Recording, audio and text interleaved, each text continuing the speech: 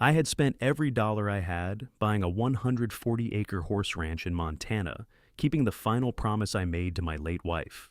But during the housewarming dinner, my daughter suddenly appeared and asked, "Did you put the ranch into a trust, or is it still only under your name?"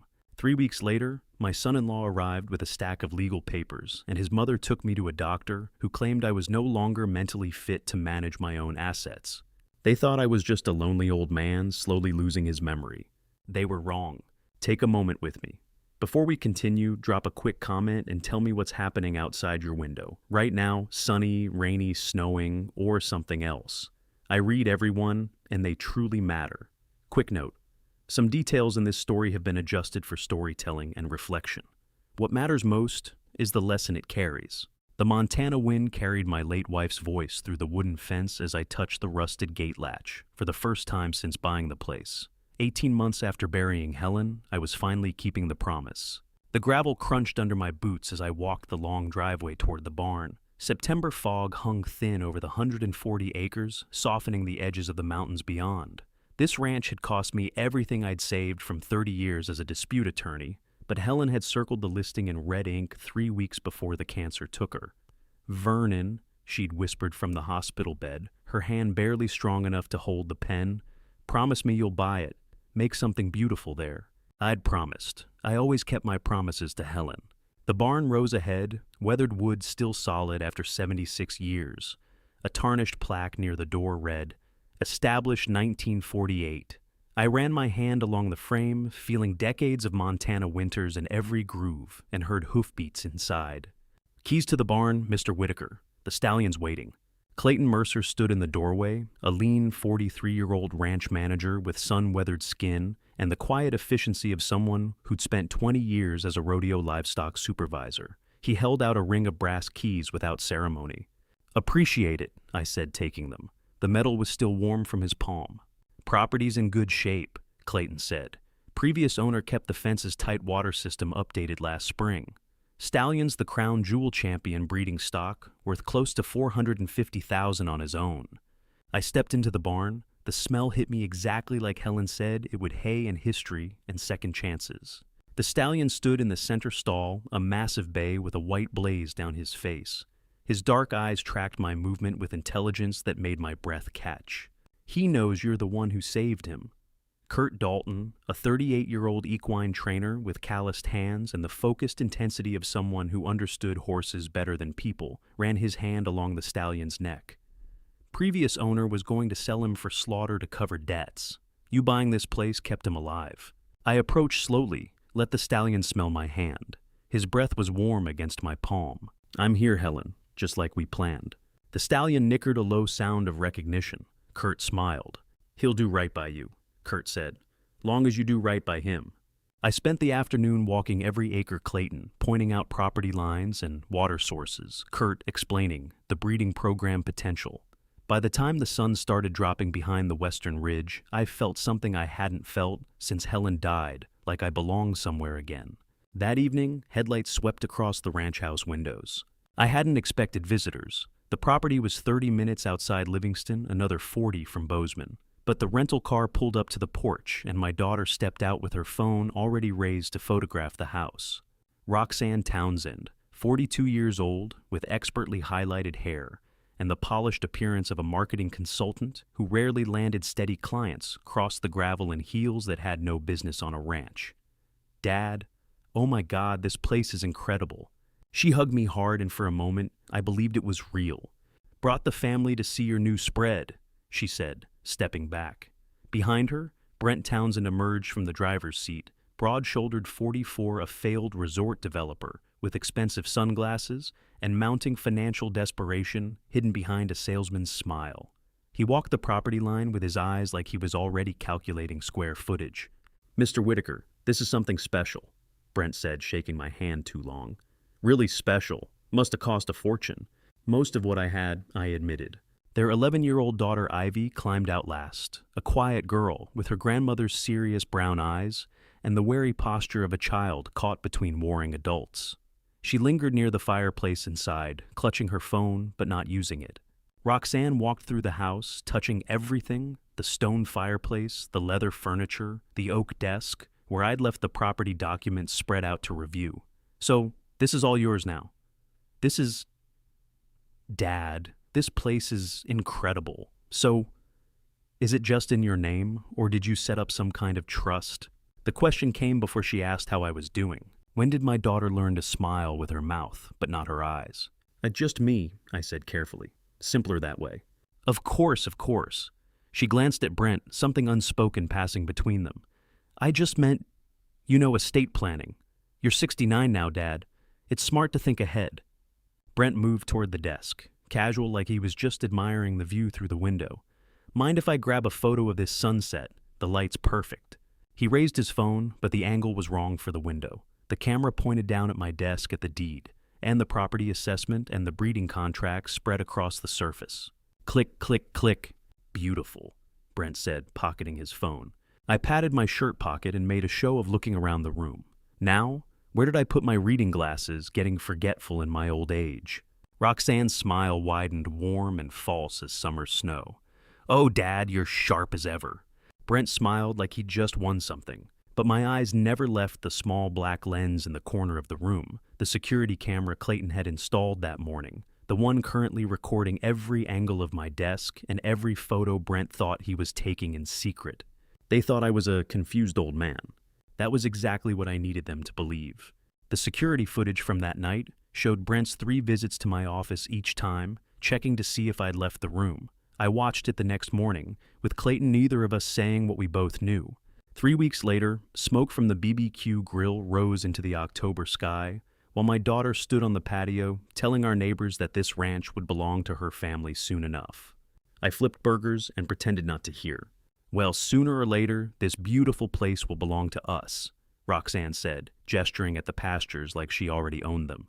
Dad won't need all this space forever. A man his age living alone out here, it's really too much. Margaret Henderson from the adjacent property glanced at me uncomfortably. I waved a spatula and grinned like I hadn't heard a word. The October afternoon was cold and bright, Montana sky so blue it hurt to look at. I'd invited a dozen neighbors to celebrate the property to put down roots in the community Helen had loved. Clayton manned the drink station Kurt showed off the stallion, and my family worked the crowd like they were hosting the event themselves. Brent moved from group to group, asking about property values and development restrictions. He dressed up pressed khakis ranch casual shirt, with the fold creases still visible. He looked like a man auditioning for a role he didn't understand. Then Bernice arrived. She stepped out of Roxanne's rental car carrying homemade pie. Bernice Caldwell, 68 years old, meticulously dressed with silver hair and a grandmother's warm smile, had spent 40 years as a real estate agent, convincing elderly clients to sell their homes below value. She'd retired wealthy while her clients ended up in nursing homes, wondering where their equity went. "Mr. Vernon's sweetheart," she cooed, kissing my cheek. "What a magnificent property." His mother, Roxanne, whispered to Margaret Henderson loud enough for me to hear. "She's been so helpful with the transition planning." Bernice cut into her pie, serving slices to neighbors while holding court near the patio table. I stayed at the grill watching. The thing about ranch properties, Bernice said, her voice carrying, is they're retirement gold mines if you position yourself right. Smart families get their names on deeds early, before Dad gets too confused to remember what he promised. She looked directly at me when she said it. "Of course Vernon's still sharp," she added. "For now." Roxanne laughed nervously. "Mom, Bernice, you're terrible." "I'm practical, honey." Bernice patted Roxanne's hand. "Men his age, they forget things. Forget promises, forget who really deserves what. You document everything you hear me." Margaret Henderson excused herself, suddenly interested in the horses. How does a father smile and flip burgers while his own daughter auctions off his future to strangers? I plated the brisket, brought it to the serving table, refilled drinks, played the gracious host, while Bernice coached my daughter on how to rob me. Clayton appeared at my elbow as the sun started dropping. "Boss, need to show you something inside." The office looked untouched, but Clayton pointed to the floor, safe behind my desk. "Last night, someone tried to open it. I knelt down, saw fresh scratches on the lock mechanism. Amateur work, but determined." "Didn't get in," Clayton said. "But they moved papers on your desk afterward, trying to cover their tracks. Files are in a different order than you left them." I stood slowly. "Install cameras in every room tomorrow, corners hidden. And start a log dates times exactly what's been touched. Already ordered the equipment, Clayton said. "Arrives Monday." "Good man." He hesitated at the door. "Vernon, you want me to say something to them?" "No," I said quietly. "Let them think they're getting away with it." After he left, I stood listening to the party continue outside. Laughter music from someone's phone, the sound of people enjoying my hospitality while planning my downfall. I walked to Helen's portrait on the wall, the oil painting I'd commissioned the year before she got sick. She looked out at me with that half smile she always wore when she knew something I didn't. Behind the frame was a small compartment built into the wall. Helen had insisted on it, said every ranch office needed secrets. Inside was a sealed envelope, her handwriting on the front. "When they start taking," Helen's handwriting on the envelope, the same careful script that used to leave me love notes, now left me a battle plan. I held it up to the desk lamp. She'd written this before she died, left it here knowing I'd need it. Knowing our daughter would come for the ranch before my side of the bed went cold. The question was what instructions she'd left inside. Helen had always been 10 steps ahead of everyone, including me. Whatever was in this envelope, she'd planned for this exact moment, the moment when love stopped being enough, when the only thing left was protecting what we'd built. I slid the envelope into my shirt pocket, sealed side against my heart, and walked back outside to serve pie to the people planning to destroy me. That night I sat with Helen's envelope for a long time. I turned it over and over in my weathered hands, tracing the familiar curves of her elegant handwriting on the front, "When they start taking." I wasn't entirely ready to break the seal and open it just yet. However, I understood now with absolute clarity that she had seen this dark day coming long before either of us had the courage to admit it to ourselves. Brent spread the thick legal contract across my wooden kitchen table in November. Each crisp page was meticulously covered in bright yellow sticky notes, flagging exactly where I should sign.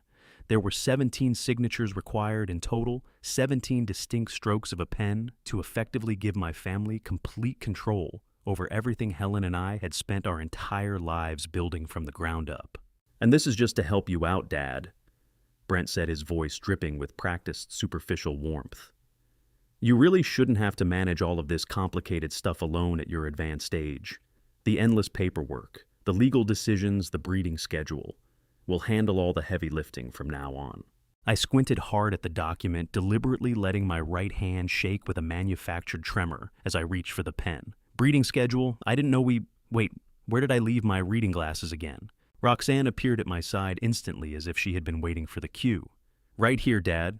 Just sign exactly where Brent marked the pages. You trust us, don't you?"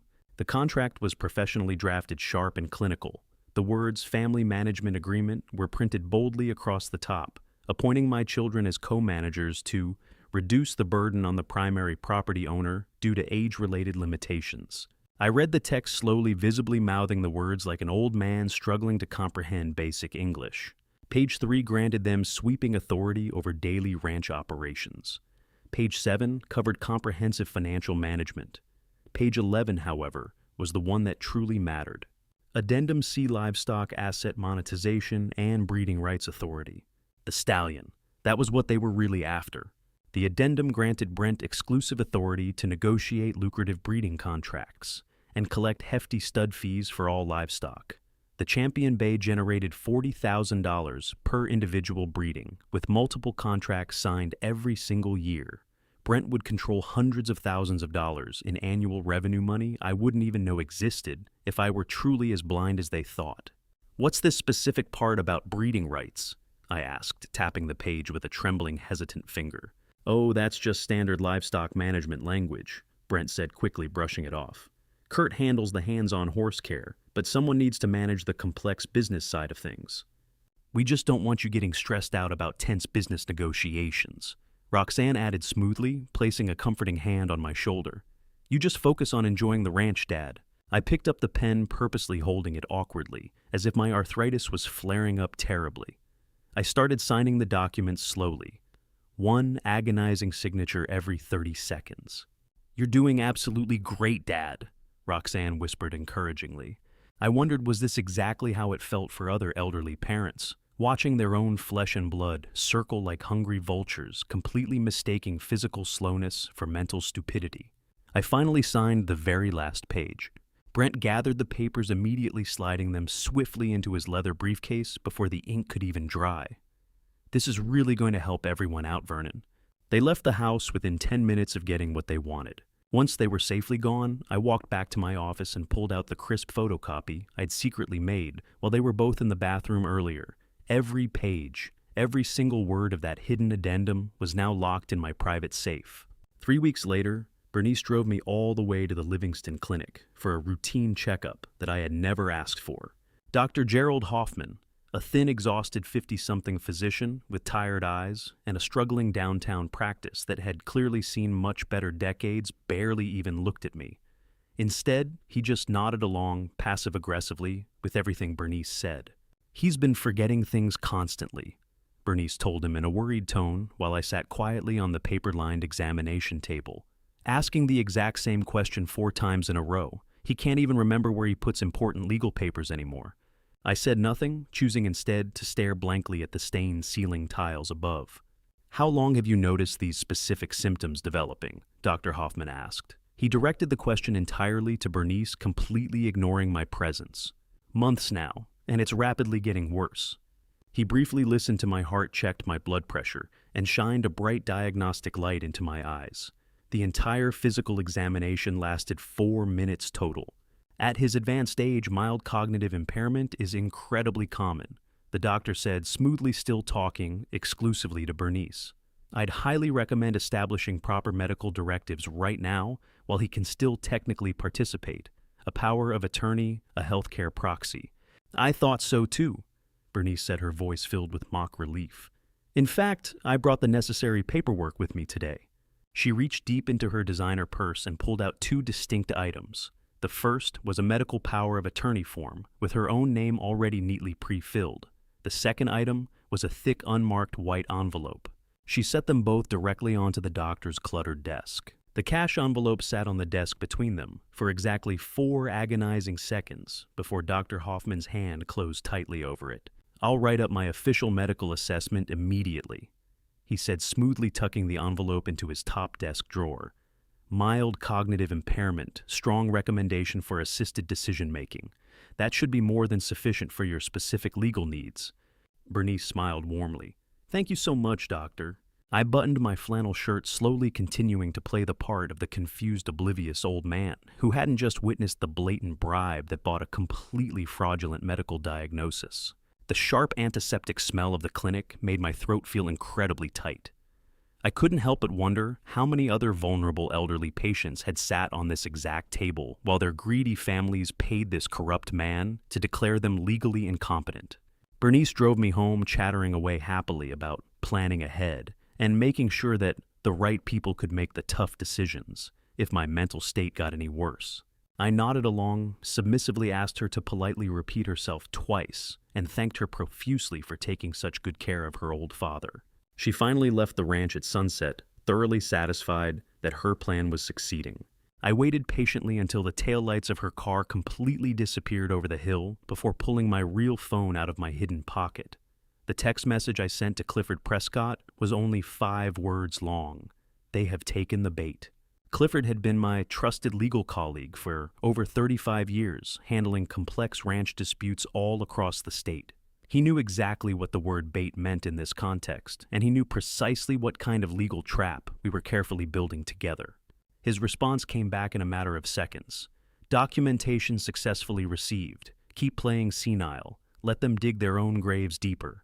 I stood out on the front porch watching the vast Montana sky slowly turn a deep bruised shade of purple. Helen's hidden letter had given me the necessary framework to see through their greed. Clifford was providing me with the undeniable legal ammunition I needed, and my own ungrateful family was willingly handing me every single piece of evidence required to utterly destroy their ugly conspiracy. They honestly thought they were cleverly stealing my beloved ranch from right out under me. In reality, they were just eagerly building their own prison. Clifford's counter strategy was beautifully simple. Let them freely commit fraud, document every single misstep, and then use their own mounting crimes to completely void every contract they thought they had stolen from me. The harder they tried to wrest the ranch away, the more damning evidence they unwittingly built against themselves.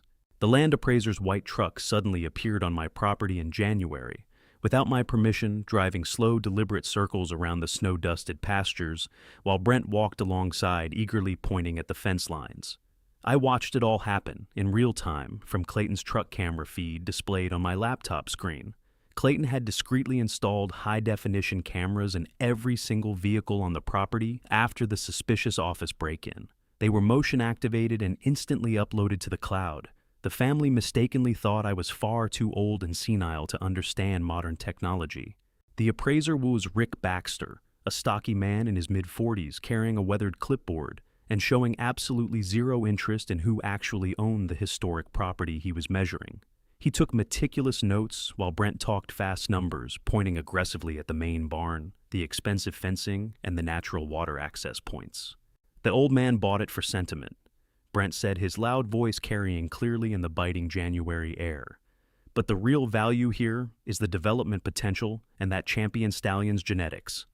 I watched them calmly from my office window, coffee cup in hand, expertly playing the part of the oblivious owner taking a quiet afternoon rest. Kurt was out in the south pasture, training a spirited 3-year-old mare when they walked past. I saw him look up sharply, saw the exact moment he recognized what was happening, an unauthorized appraisal with Brent treating the entire property like it was already his own. Then Brent said something that made Kurt go completely still. The horse is worth more than the old man. We just need him out of the way long enough to leverage the breeding contracts. Kurt told me later that his hands had gone totally numb on the training line when those words hit him. 20 minutes after the appraiser's truck finally left, Kurt and Clayton came straight to the house. Both of them looked pale, like they had just witnessed something utterly obscene. "He said it like you were already dead, Vernon," Kurt said, his voice noticeably shaking with anger. "Like you were nothing but an obstacle, not the rightful owner." Clayton handed me his phone. He had been recording audio from the truck, capturing the whole conversation. Brent's voice was crystal clear. "The horse is worth more than the old man." Kurt's voice shook again when he recounted what Brent had said.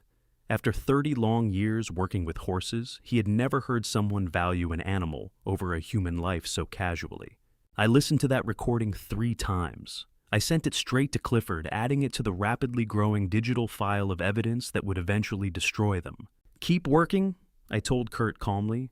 "Don't let him know you heard anything. But Vernon, he's actively planning to—" "I know exactly what he's planning," I said quietly, "and he is going to regret every single word."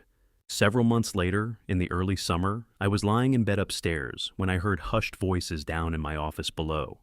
Low, careful, the distinct sound of people who believed I was fast asleep. I had started going to bed early, playing the part of the exhausted old man who needed 12 hours of sleep. It gave them plenty of time to plot inside my own house while the hidden cameras recorded everything. I got up slowly, moving silently to the top of the stairs where I could hear better. Roxanne's voice drifted up. "He's completely out. We've got maybe an hour before he wakes up, confused about where he is." A laptop chimed downstairs, a video call connecting. "Mr. Townsend." A voice spoke with a thick international accent I couldn't quite place. "You said you have a champion breeding stallion available for immediate purchase." "That's absolutely correct," Brent said. "The stallion can be relocated within 48 hours once the paperwork is handled. The old man won't even know it's gone until it's already done. And the breeding contracts you mentioned, already pre-sold to 3 separate buyers, deposits collected. You'd be purchasing the horse free and clear, and those other contracts, well, they'll be our problem to deal with, not yours."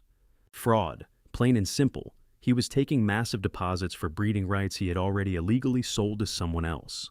Bernice's voice joined the conversation. "The nursing home already has a room ready for him. Once we get the medical power of attorney finalized, he'll be settled there by spring, out of the way, properly cared for." "Mom would have wanted us to be taken care of," Roxanne said defensively. "Dad's just being incredibly selfish holding on to all this." I stood at the top of the stairs, listening to my own daughter rewrite history. Helen would have been deeply ashamed of every single word coming out of Roxanne's mouth. Then I heard the soft, distinct creak of a floorboard in the hallway. It was different from the office sounds, much closer. It was Ivy. I stayed completely frozen, didn't move a muscle, didn't even breathe. Through the narrow crack in the stair railing, I could just make out her small shadow in the dim hallway. She had been going to the kitchen for a glass of water. She did that sometimes when she stayed over wandering the house at night, like she couldn't sleep soundly in her parents' presence. She had stopped right outside the office door. The warm light from inside caught her young face. She was 12 years old, with Helen's eyes holding her phone up tight. The screen was lit, A red recording icon was blinking steadily in the corner. Ivy stood frozen in the hallway, an 11-year-old girl watching her mother sell out her grandfather like he was common livestock. "The buyer is ready to wire the deposit immediately," Brent said. "200,000 is earnest money, remaining balance on delivery. The horse will be in Dubai by March." "Perfect," Roxanne said. Ivy's hand trembled. Her thumb moved quickly on the phone screen, stopping the recording, I thought, saving it.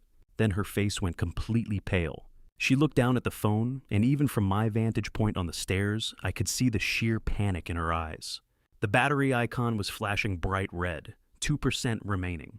The recording had been running for 5 minutes, every word of their conspiracy captured beautifully, but the phone was actively dying in her small hands. If she moved, the old floorboard would creak loudly and they would know she had heard everything. If she didn't move, the phone would die completely and the vital video might not save. 11 years old, stuck between betraying her family and protecting her grandfather. She pressed herself hard against the wall, the phone clutched tightly to her chest, as the screen finally went completely dark in her hands. I had coughed deliberately from the top of the dark stairs that night, breaking the suffocating silence and giving young Ivy the perfect cover she needed to slip away unnoticed into the shadows.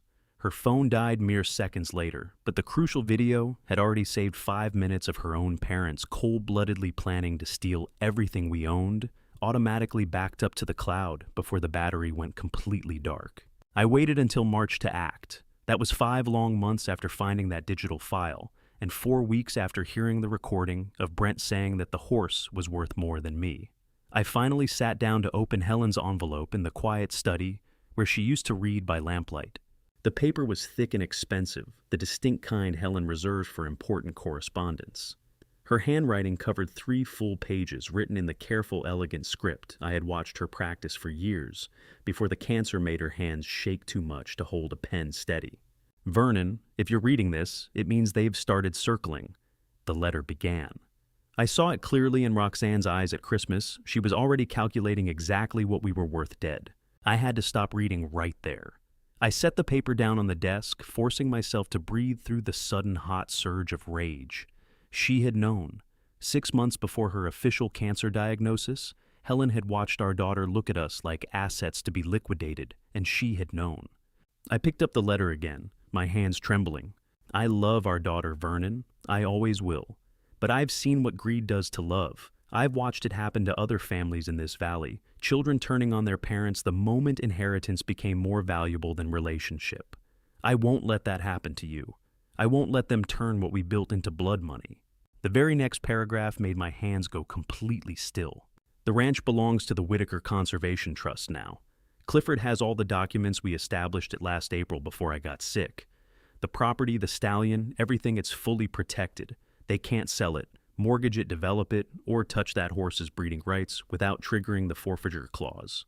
If anyone tries to commercialize or liquidate the trust assets, they automatically lose all inheritance rights and total control transfers to the Montana Wildlife Heritage Foundation." My coffee had gone cold. I read that single paragraph 3 times, my mind racing. Helen had built a legal fortress around everything we owned, and I had never even known it existed. "You're probably wondering why I didn't tell you," the letter continued. "Because I know you, Vernon Whitaker. You would have confronted Roxanne, immediately tried to fix what was already broken. You would have given her endless chances to prove me wrong. But some things can't be fixed with love, they can only be protected from. Let them show you who they really are, then decide what mercy looks like."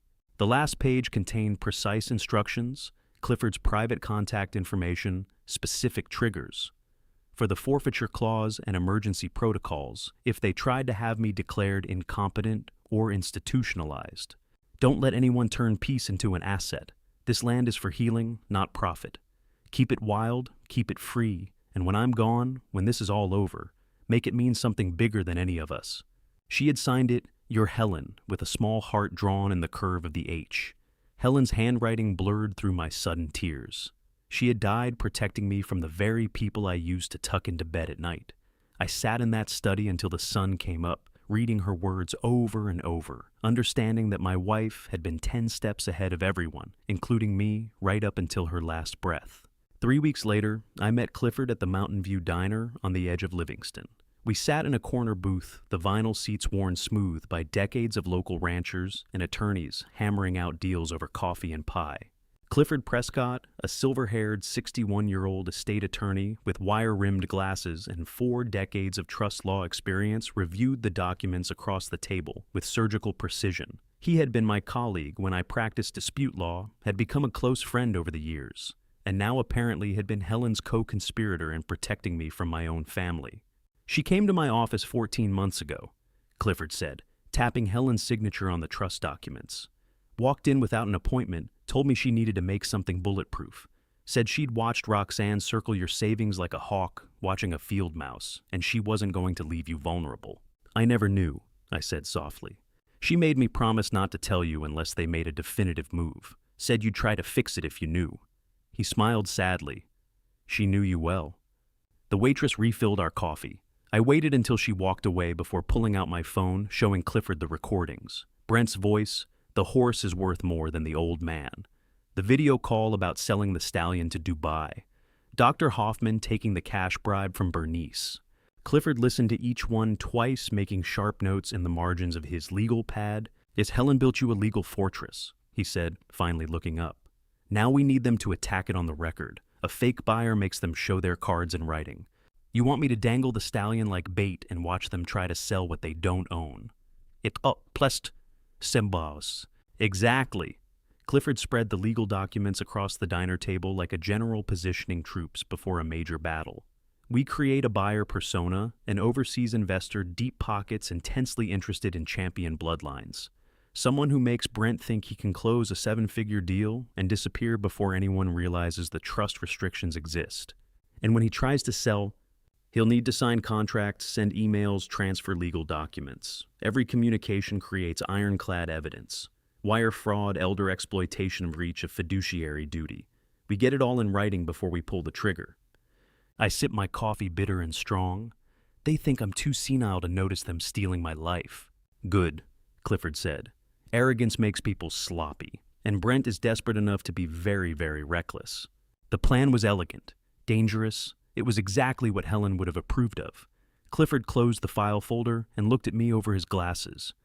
"They will hand us the noose themselves, Vernon. All we have to do is give them enough rope."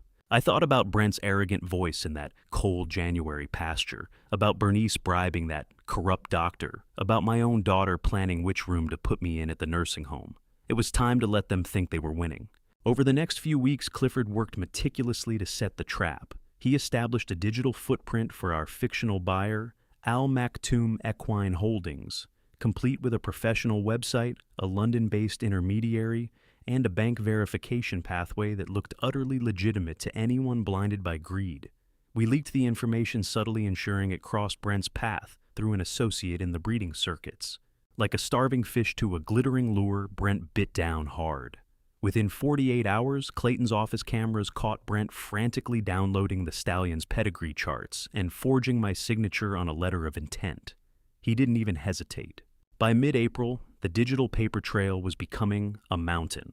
Brent had exchanged dozens of emails with our fake intermediary, explicitly stating that he possessed sole power of attorney and absolute liquidation authority over all assets of the Whitaker estate. He even went so far as to scan and email the fraudulent medical assessment provided by Dr. Hoffman using the bribe-bought diagnosis to prove I was mentally unfit to block the sale. Every single email, every forged signature, and every electronic wire instruction was routed directly into Clifford's secure servers. They were building a federal case against themselves, page by page, document by document. Meanwhile, I continued my performance at home. I let my hands shake when Bernice brought over my meals. I stared blankly at the wall when Roxanne talked about downsizing to a more comfortable managed living space.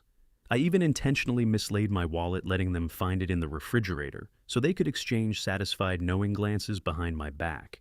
They thought they were masterminds operating in the shadows of an old man's fading mind. They had no idea that the old man was counting every step they took toward their own ruin.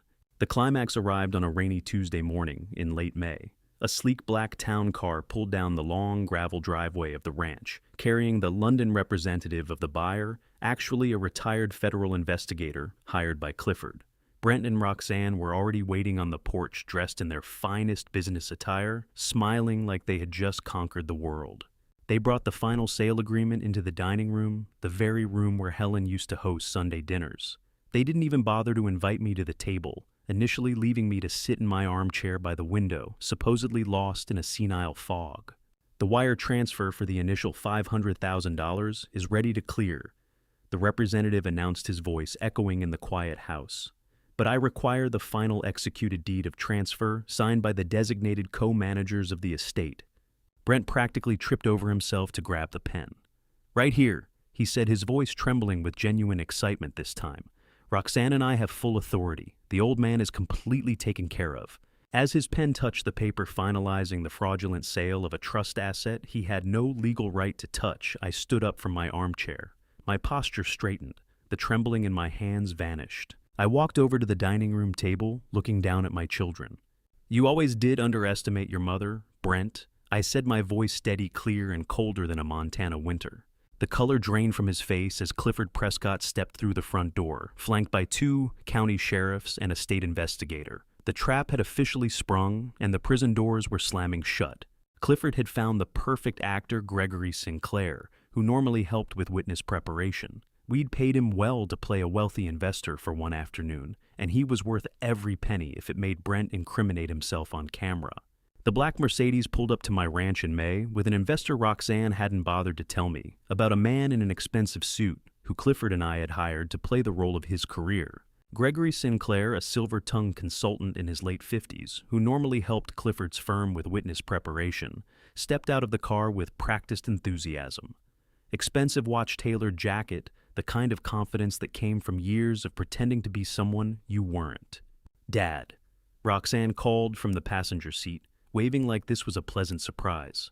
Mr. Sinclair wanted to see the property. I hope you don't mind.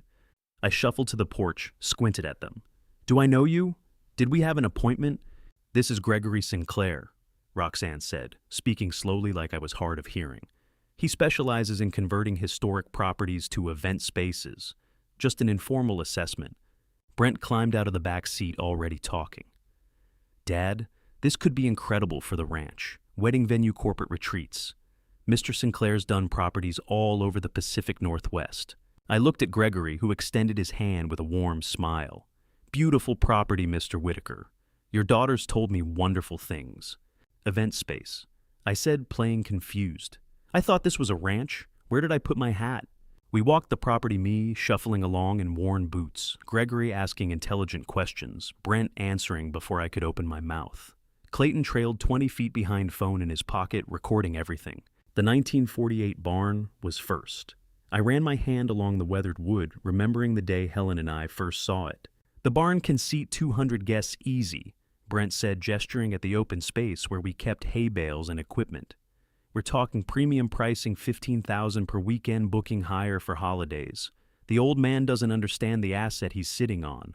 Gregory made appreciative noises, taking photos. The rustic aesthetic is very marketable. Exposed beams, original hardware, couples pay top dollar for authentic Montana charm. Exactly, Brent said. Seasonal capacity we're looking at, maybe 30 weddings a year minimum. That's $450,000 in gross revenue before we even talk about corporate events or photo shoots. I stopped walking, looked around like I'd forgotten where we were. Helen used to love this barn. Are we selling the horses? No, Dad, Roxanne said patiently. Just making better use of the space.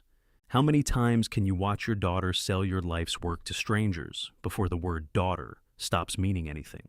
We walked past the lake across the south pasture where the stallion grazed.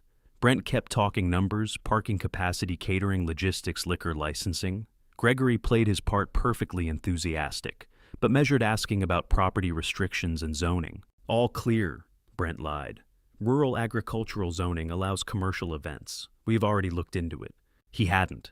The Conservation Trust would void any commercial use instantly. When we returned to the house, Roxanne distracted me with questions about the property's history, while Brent drifted toward my office. Through the doorway, I saw him pull out his phone, photographing documents on my desk. Again. Clayton saw it too, adjusted his position, made sure his phone camera had a clear angle. 20 minutes later, Gregory shook my hand, thanked me for the tour, and drove away in his rented Mercedes. I watched the dust settle on the driveway, wondering how long before Brent started taking deposits from imaginary wedding clients. Yet I was making coffee when Bernice arrived. She came through the door without knocking, carrying a manila folder thick with papers. Roxanne followed, looking nervous. "Vernon, honey, we need to talk about your health," Bernice said, settling into the living room chair like she owned it. The evening light was fading, casting long shadows across the room. I sat on the couch, hands folded, the picture of an elderly man bracing for bad news. Bernice opened the folder. Inside were medical documents I'd never seen before. Dr. Hoffman's assessment form checked boxes indicating moderate cognitive impairment. Screening tests I supposedly failed. Recommendations for immediate establishment of medical decision-making support. "Dr. Hoffman says you need someone to help manage your medical decisions," Bernice said, her voice warm as poisoned honey. "Just sign here, and Roxanne and I will make sure you're taken care of." She slid the power of attorney forms across the coffee table, pre-filled, dated, waiting for my signature. I picked up the papers, let my hands tremble, squinted at the text. "What day is it? Did we already have this conversation? I can't remember." "It's Tuesday, Dad," Roxanne said. "We're just trying to help." "Dr. Hoffman mentioned you've been forgetting to take your medications," Bernice added. "And last week you asked Clayton the same question 3 times about the fence repairs."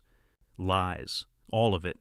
But documented lies, official-looking lies, the kind that convince judges to strip people of their autonomy. I set the papers down, looked at Bernice with unfocused eyes, my whole body, the picture of an old man slipping away. Then I let the mask drop. "Do you want to save me or save money, Bernice? As purposes revengestories or restore." My voice came out clear, steady, sharp as a knife. Bernice's smile froze for half a second. She looked like she'd been slapped. Roxanne went still. The question hung in the air between us. Bernice's face went through 3 expressions in 2 seconds. Surprise, calculation, forced warmth. She recovered quickly, laughing it off like I was having a moment of confusion. "Oh, Vernon, of course we want to help you. What a thing to say." But her hand shook slightly as she gathered the unsigned papers. She'd seen behind the mask, and now she'd have to wonder what else I knew. Bernice left without the signatures that night, but I knew she'd reported my moment of clarity to Brent and Roxanne. They'd be more careful now, or more desperate, probably both. 2 weeks after I challenged Bernice, my 11-year-old granddaughter stood frozen in the upstairs hallway at midnight, phone in hand, accidentally recording her mother and grandmother planning my destruction. I didn't know about it until the next morning. Ivy came to the barn where I was checking on the stallion, her face, pale, eyes red, like she'd been crying all night. She held out her phone without a word. The video was 5 minutes and 38 seconds, her shaking hand, the cracked office door, every word of their plan captured before the battery died. I didn't need to watch it twice to know what it meant. The video shook slightly, Ivy's hand trembling. I could see the battery icon in the corner, 2%. 5 minutes and 30 seconds of my family planning to erase me. "I was getting water," Ivy whispered, watching my face. "I didn't mean to record it. My phone was just... It was already on from texting my friend, and when I heard your name, I froze." I pulled her into a hug. She was 11 years old, and she'd just watched her mother choose money over her own father. Ivy told me later she stopped being a child in that hallway, 11 years old, watching her mother sell out her grandfather like livestock. "You did the right thing," I said quietly. "And Ivy, you're braver than you know." She nodded against my chest, and I felt her shoulders shake with silent sobs. I sent the video to Clifford within the hour, added it to the growing file of evidence that would destroy them. 4 days later, Brent's truck pulled into my driveway with a white van following behind. I was on the porch drinking coffee when they started unloading equipment, lighting stands, photography backdrops, decorative arches made of white painted wood and fake flowers. Brent walked up with his salesman's smile firmly in place. "Morning, Vernon. Just doing some test shots for the venue portfolio. Won't take more than an hour." I set down my coffee cup. "What venue?" "The wedding venue we discussed with Mr. Sinclair," Brent said, gesturing at the barn. "We need professional photos to show investors. Just photography. We're not actually running an event." 2 people climbed out of the van. One was a woman in her 30s carrying camera equipment, Stephanie Fletcher, a tired-looking event photographer who clearly just wanted to finish the job and get paid. The other was her assistant hauling light stands toward the barn. I watched them work for exactly 30 seconds. Then I walked across the yard and stood directly in front of the barn doors. Yes, pack it up, I said. All of you, leave. Brent laughed like I'd made a joke. Vernon, it's just test shots. We're not. And this is my property. I said, my voice level and clear. And I'm telling you to leave. All of you. Now. The photographer stopped mid-setup, looking between us. Dad, you're being unreasonable, Brent said, the smile fading. We're family. We're trying to help. No. The word felt like I'd fired a gun. The yard went silent and everything changed. Brent's face went through several expressions. Confusion, anger, calculation. He stepped closer, voice dropping to something meant just for me. You'll regret this, old man. You have no idea what you just did. I didn't move, didn't blink. Clayton appeared from inside the barn phone in his hand, held at waist level, recording. Brent saw it, went pale. The rage in his eyes flickered to something like fear. He turned to the photographer. Pack up, we're done here. Stephanie Fletcher didn't need to be told twice. She and her assistant loaded equipment back into the van in under 3 minutes, neither of them making eye contact with anyone. Brent's face was 6 inches from mine, close enough to see the rage burning through the salesman mask. You'll regret this, old man. You have no idea what you just did. Clayton stepped forward from the barn phone, visible in his hand, recording everything. Brent saw it, went pale, then turned and walked to his truck without another word. I watched the van and truck drive away, dust settling on the gravel. Clayton came to stand beside me. That went well, he said dryly. They'd stop pretending, I said. So did I. You think he'll back off? No, I said, watching the dust cloud disappear down the highway. I think he'll escalate, which is exactly what we need. Clayton nodded, already uploading the video to Clifford's secure server. The masks were off now. No more pretending this was about family or help or love.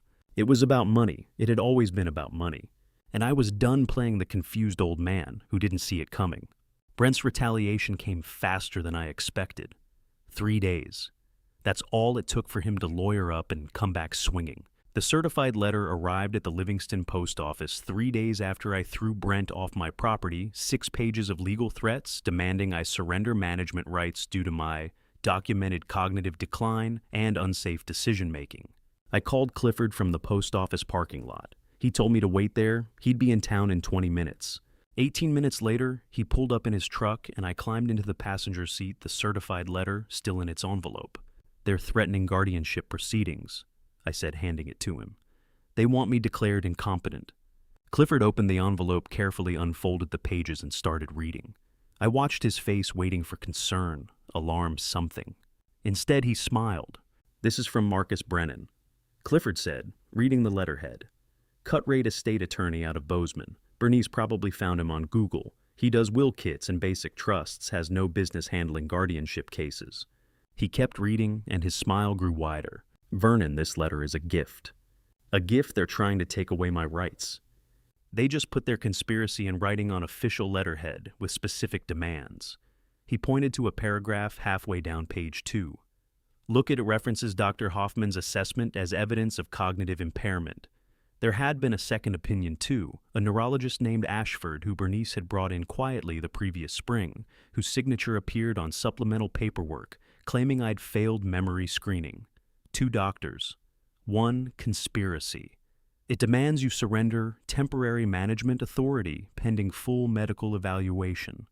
It specifically mentions your refusal to sign the breeding rights agreement as proof of poor judgment. I read the section he indicated.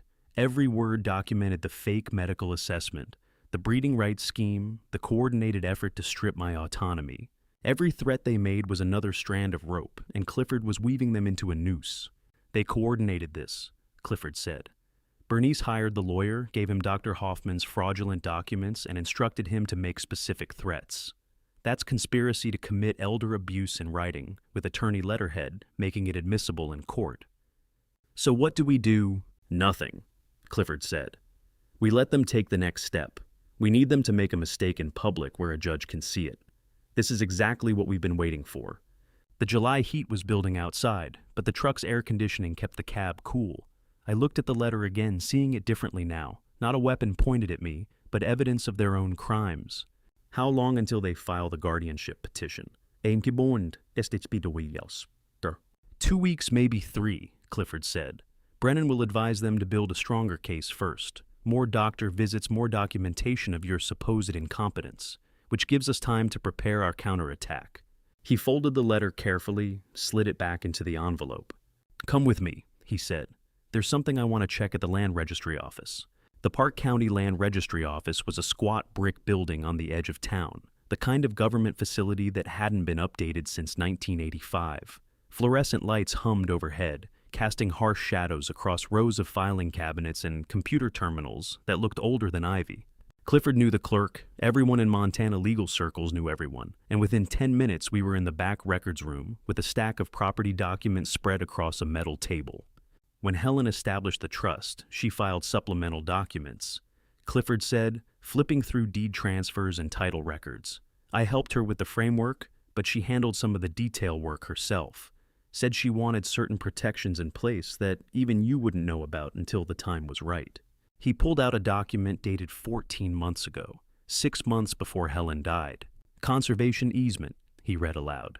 Filed with the Montana Land Reliance Permanent Restriction on Development and Commercial Use. His finger traced down the page, and I watched his expression shift from curiosity to something like awe. Permanent conservation easement prohibits commercial event facilities, forbids exploitation of breeding stock for commercial purposes. Helen Yu, brilliant woman. What does that mean? Clifford looked up at me, his eyes bright. This means Brent can't build the wedding venue. Not legally, not ever. The easement makes any commercial event use a violation that would trigger automatic forfeiture of the property to the Montana Wildlife Heritage Foundation. My hand was shaking when I took the document from him. Helen's signature at the bottom, witnessed and notarized. Filed 4 months before her cancer diagnosis, like she'd known exactly what was coming. Helen had been dead 18 months, but she was still protecting me, still 10 steps ahead of everyone, including the daughter she'd raised. And the breeding contracts, I asked. And same restriction. Clifford said, pointing to paragraph 3. Prohibits commercial exploitation of livestock genetics. Personal breeding for ranch sustainability is fine. Selling stud fees for profit violation. I set the document down on the table, my throat tight. Brent's been pitching investors on a venue that can't legally exist, I said, and breeding rights he can't legally sell. Correct. Any investor doing proper due diligence would pull these property records and discover the easement immediately. Which means Brent is either ignorant or or committing fraud, I finished. Clifford photocopied the easement documents and slid them into his briefcase with the demand letter. Let them invite investors over one more time, Vernon. Let Brent make his pitch about wedding revenues and breeding contracts. When those investors hire lawyers to check the property records, they'll find this, and they'll know he tried to defraud them. I thought about Gregory Sinclair's fake tour, Brent talking about gross revenue and seasonal capacity while standing on property he could never commercialize. Every word a lie, every promise impossible. So we wait, I said. We wait, Clifford confirmed. And we let Brent destroy himself. The trap was set. All we had to do was wait for greed to spring it. We didn't have to wait long. Greed has its own timeline, and Brent was running out of money. The trap sprung on a Tuesday night in August when Brent sat in my office thinking I was asleep upstairs and took a video call with a man offering $450,000 for breeding rights to a horse Brent didn't own. I was in my bedroom with the lights off, laptop open, watching Clayton's camera feed in real time. Clifford had reviewed the recording with me that morning, both of us listening in silence. Brent and Roxanne had set up the laptop on my desk, the screen casting blue light across their faces.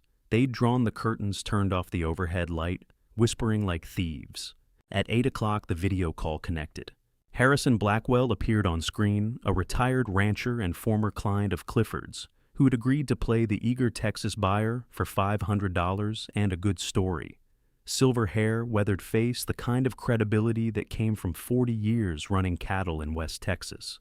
Mr. Townsend. Harrison said, his drawl thick and authentic. Appreciate you taking the time. I've done my research on that stallion of yours. Champion bloodlines, proven genetics, exactly what I need for my breeding program. We're excited about the opportunity, Brent said, leaning forward.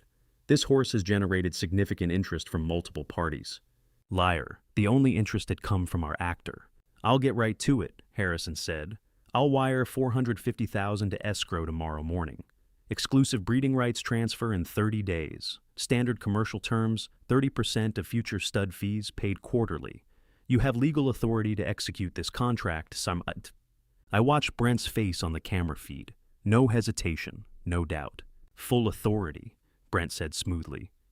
The old man signed management rights over to us last month.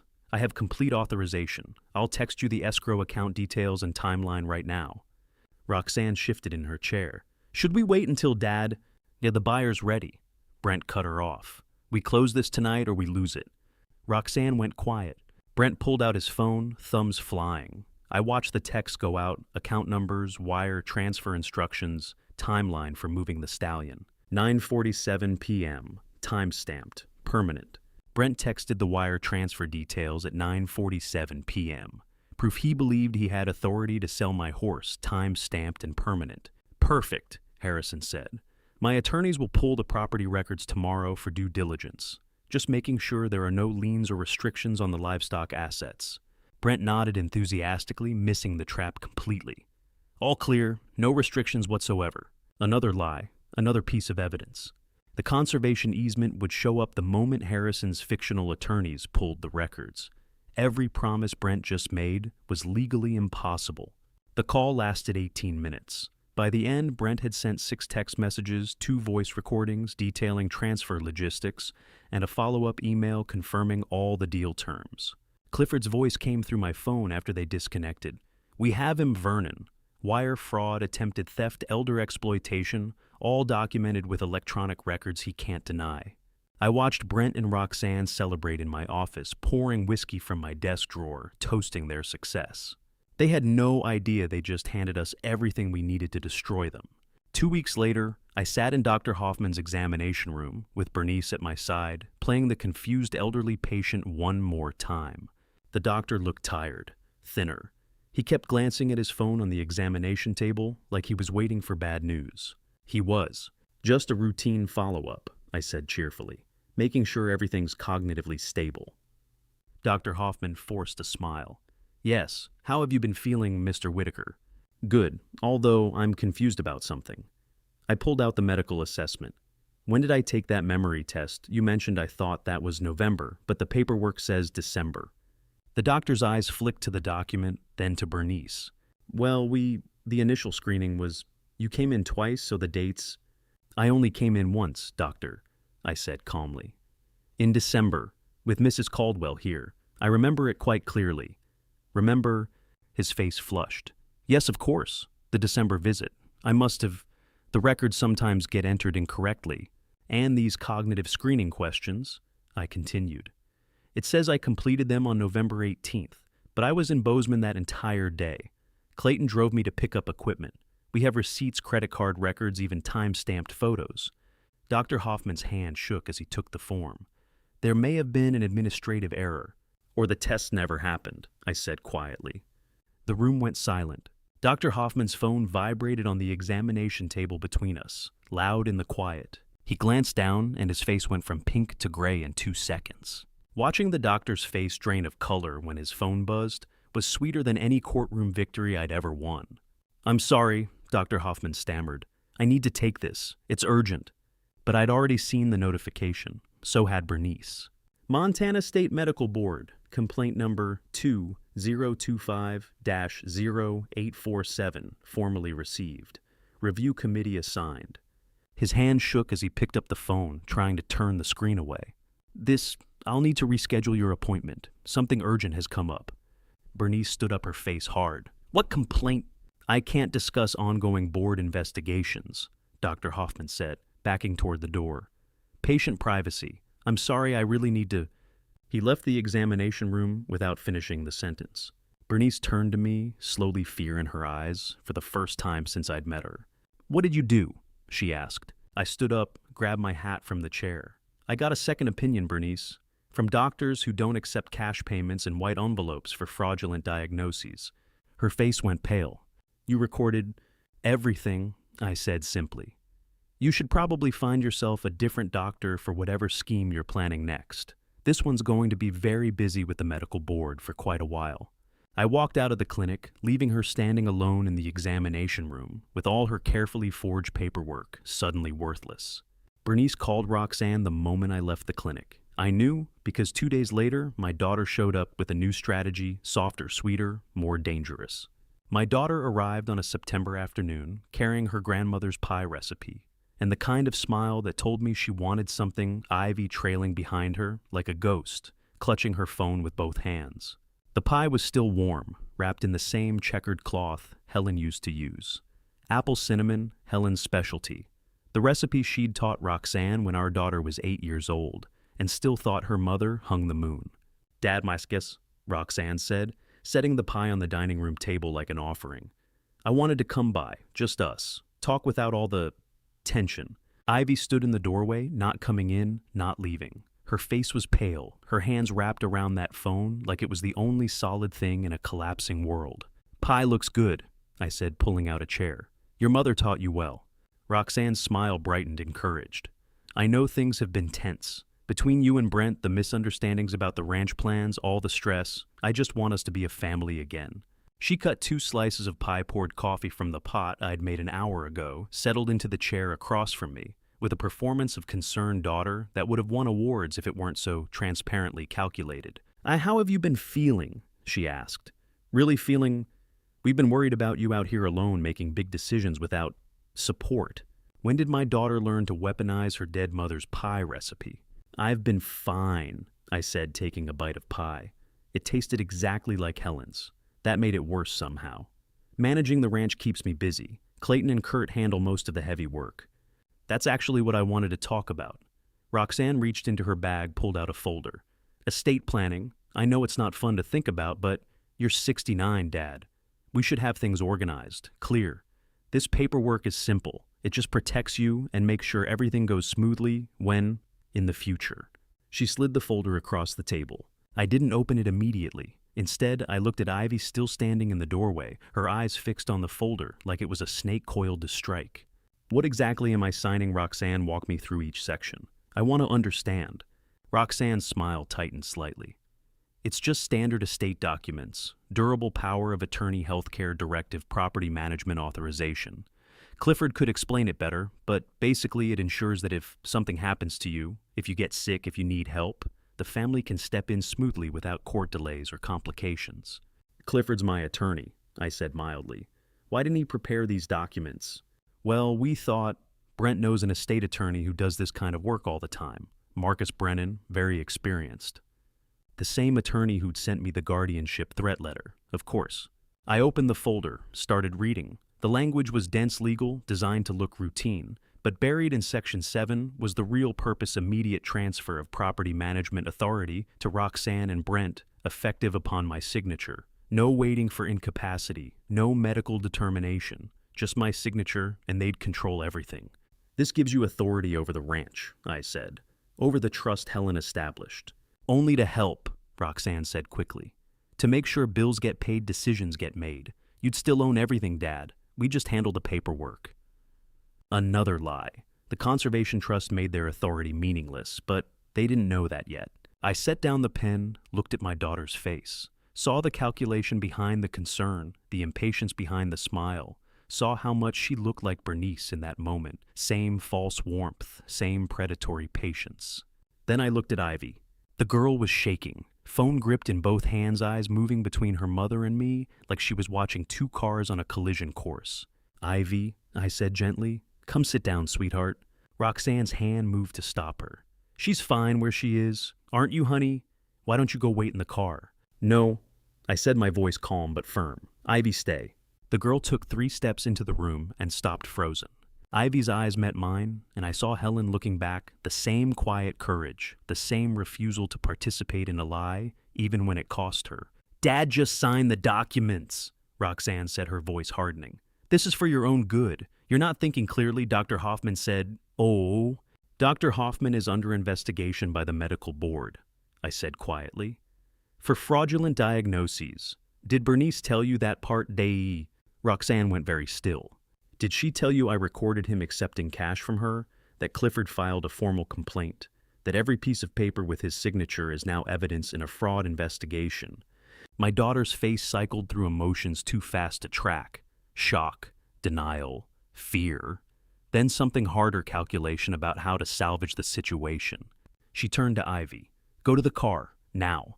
But I stood up, walked around the table, and placed my hand gently on Ivy's shoulder. The girl was trembling so hard I could feel it through her thin jacket. "Is there something you want to say, sweetheart?" I asked, my voice soft. My hand rested on Ivy's shoulder, and I could feel her trembling. Roxanne's smile had frozen into something sharp and warning. "Ivy has nothing to say, Dad. She's just tired." But Ivy's fingers were still wrapped around that phone, knuckles white. I kept my voice gentle, my eyes only on my granddaughter. "Is there something you want to say, sweetheart?" Ivy looked at her mother, then at me, then down at the phone in her hands. Roxanne's face had gone hard warning, but when Ivy spoke, her voice was barely a whisper. "I have something to show Grandpa."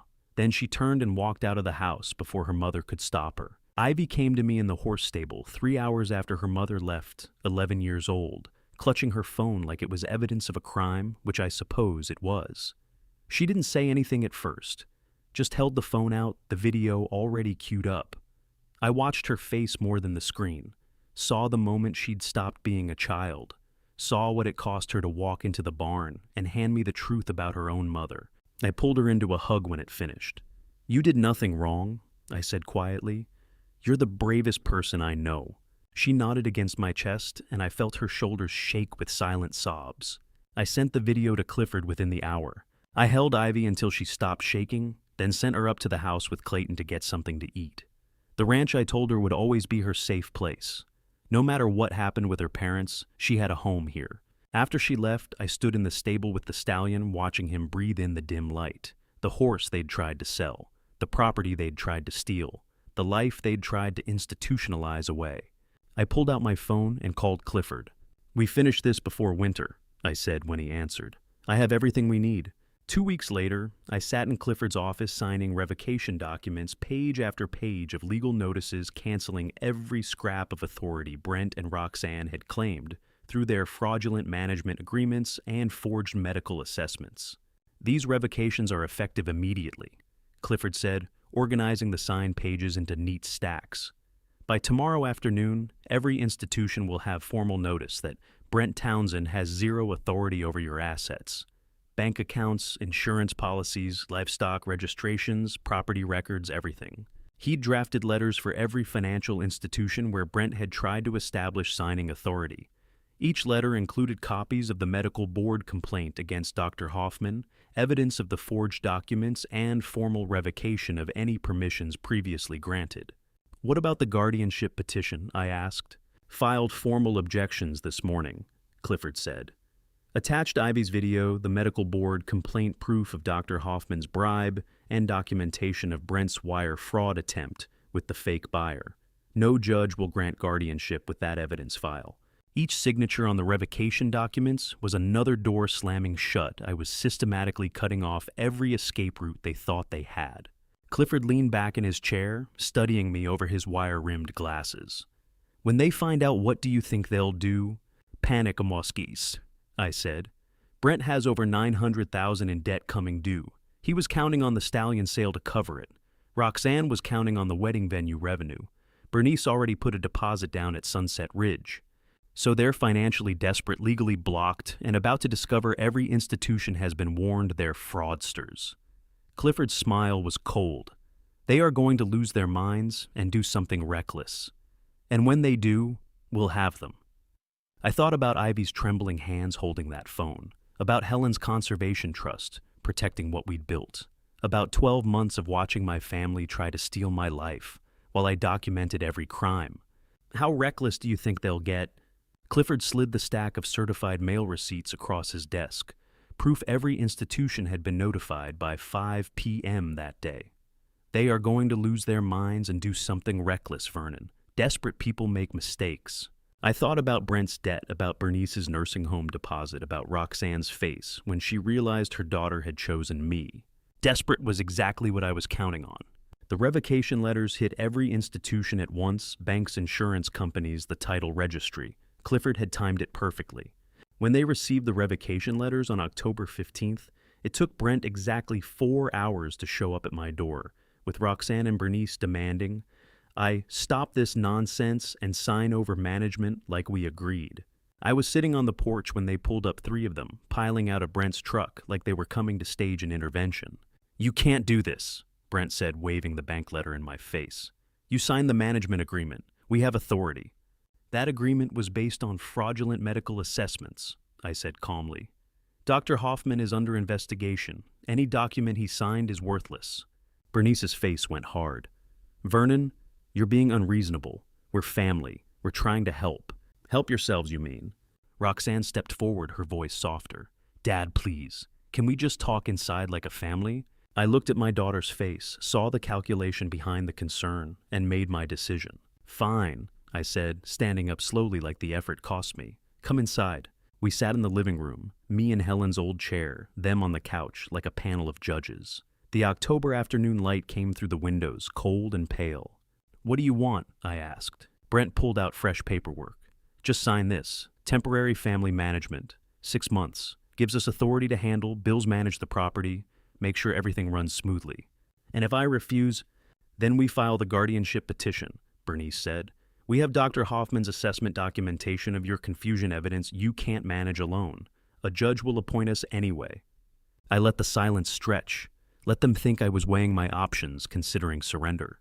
If I'm going to hand over management, I said slowly, I want it done right, public, transparent, a celebration with neighbors, family, friends. Everyone should see this generous arrangement. Brent and Roxanne exchanged glances. Quick, excited. A public announcement, Brent said. That's actually a great idea. Shows everything's legitimate. They thought I'd surrendered. They didn't realize I'd just chosen the battlefield. We can host it here at the ranch, Roxanne said, warming to the idea. Catered event, formal ceremony, November 1st. Gives us 2 weeks to prepare. Make it a celebration, I said. Invite everyone. Film it. I want the whole community to witness my family's generosity. Bernice smiled, triumphant. Finally, you see reason, Vernon. Finally. They left an hour later with my verbal agreement to sign at the public event, already planning the guest list and the formal presentation. They thought they'd won, thought I'd broken under pressure. They didn't realize I'd just demanded the public stage where I planned to destroy them. 2 weeks passed. They were busy planning their celebration, their public victory. I was busy with Clifford, making sure every piece of evidence was organized, every witness prepared, every legal document ready. Then Brent made his last desperate play. Clayton called me on October 28th.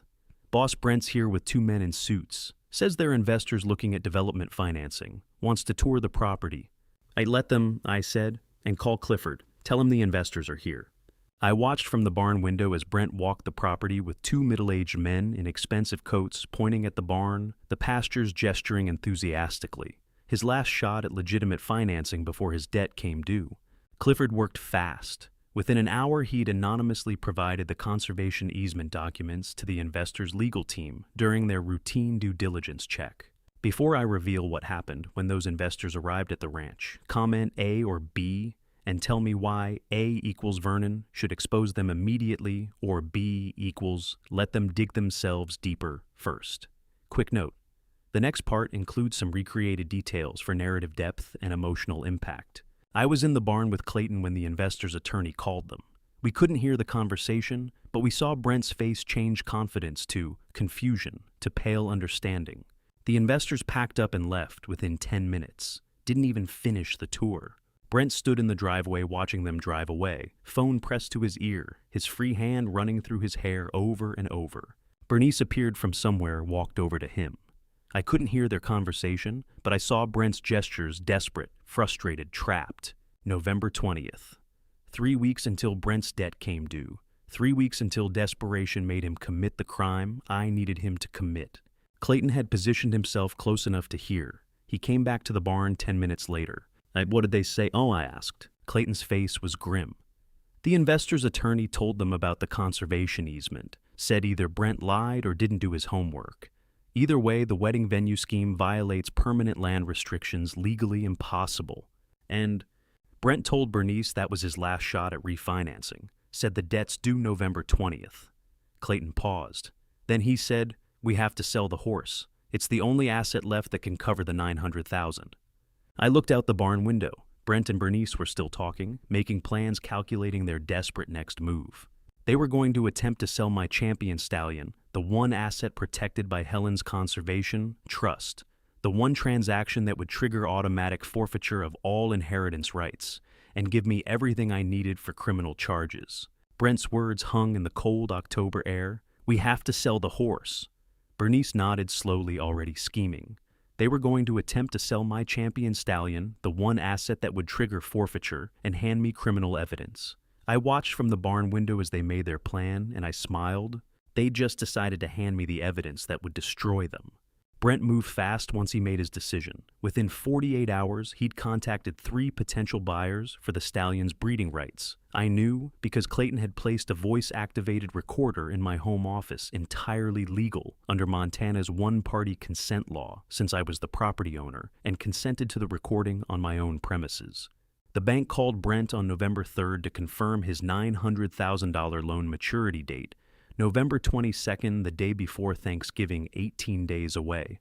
And I listened to every word through the phone tap Clifford had legally arranged as part of the fraud investigation.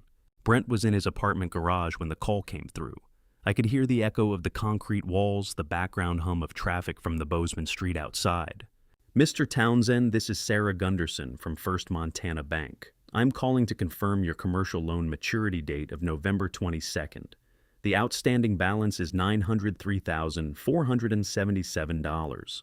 Are you prepared to satisfy the loan in full on that date? Silence. 5 seconds of it. November 22nd confirmed. Brent said finally, his voice thin.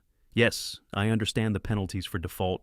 He hung up. I heard the phone clatter onto something metal, heard him swear under his breath. Then Bernice's voice, how bad?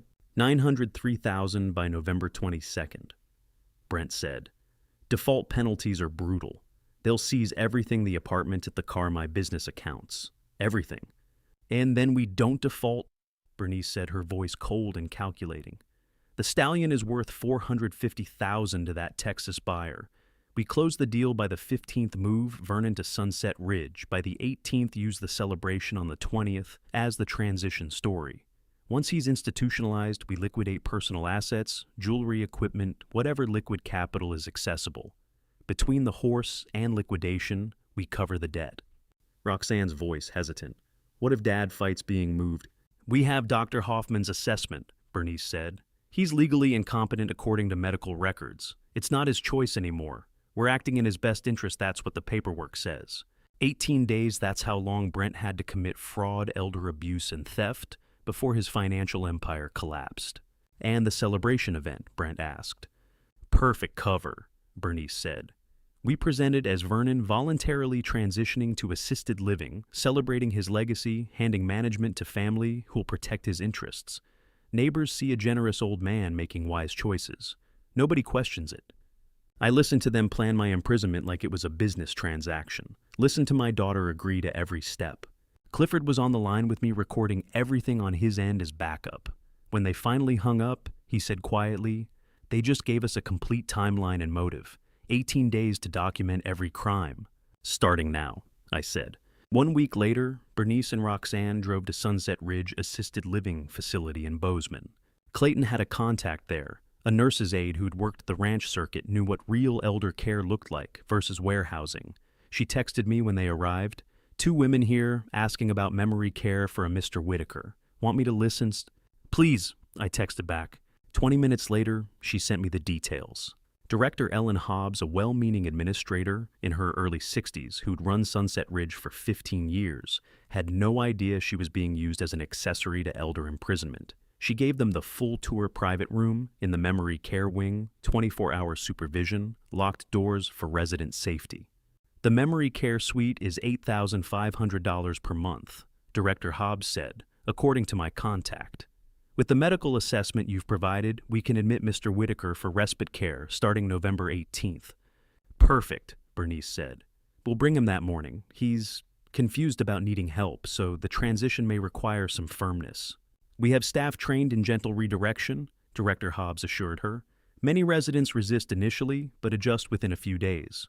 They placed a $5,000 deposit, signed intake paperwork, listed me as having moderate cognitive decline, and requiring 24-hour supervision for safety. Used Dr. Hoffman's fraudulent assessment as medical justification. Scheduled my imprisonment for November 18th, 2 days before the public celebration, where they'd tell everyone I'd chosen this voluntarily.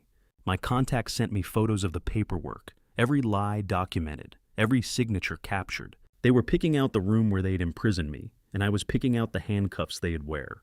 I sat in my truck in the ranch driveway looking at those photos on my phone and felt something cold settle in my chest. Not anger anymore, not even hurt, just absolute clarity about what needed to happen. I pulled up my contacts, found the number Clifford had given me weeks ago, and sent a text. Sheriff Garrison, this is Vernon Whitaker. I need you present on November 20th. The ranch. Official capacity. Evidence of elder exploitation will be presented. Wade Garrison, a 52-year-old county sheriff with steel gray eyes and 25 years of reading people's lies, responded to my text with the professional brevity of someone who'd been expecting this call. Will attend in official capacity. Recommend recording equipment and witness documentation. This going where I think it's going. I typed back exactly where you think. Bring everything. His response came through 5 minutes later. Understood. We'll coordinate with County DA's office. Document everything between now and the 20th. I forwarded the entire text chain to Clifford, then sat in my truck, watching the sun set over the Montana mountains. November 20th was 17 days away. Brent would try to sell the stallion by the 15th 5 days. They'd attempt to force me into Sunset Ridge on the 18th 15 days. And then, on the 20th, in front of neighbors, friends, and the county sheriff, they'd present their fraud as family celebration. The sheriff would be there, the cameras would be rolling, and my family would incriminate themselves in front of the law. 3 days until their deadline, 10 days until their destruction. Wade Garrison confirmed he'd be there in plainclothes recording equipment ready. Clifford had the evidence organized in 3 briefcases. Clayton and Kurt knew their positions. Everything was set for November 20th.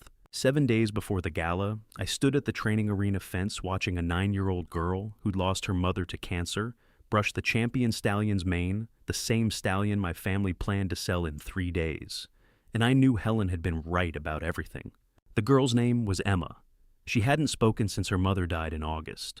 Her father told me she'd stopped smiling, stopped eating properly, wandered through the house like a ghost looking for someone who was never coming back. But when Kurt lifted her up to stand on the fence rail and the stallion walked over, lowering his massive head so she could touch him, something changed in her face. "He's so big," she whispered, first words in 3 months. Her father started crying.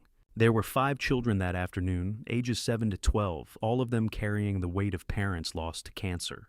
The inaugural session of the Helen Whitaker Memorial Equine Therapy Program held in the training arena with a hand-carved wooden sign bearing Helen's name.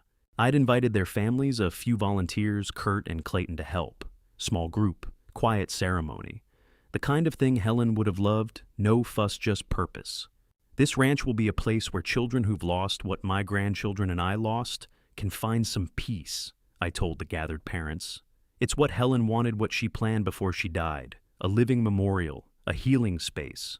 Kurt worked with Emma and the stallion. Clayton showed 2 boys how to groom the mares. The afternoon sun cast long shadows across the snow-dusted arena, and for the first time in 18 months, I felt like I was doing something Helen would recognize.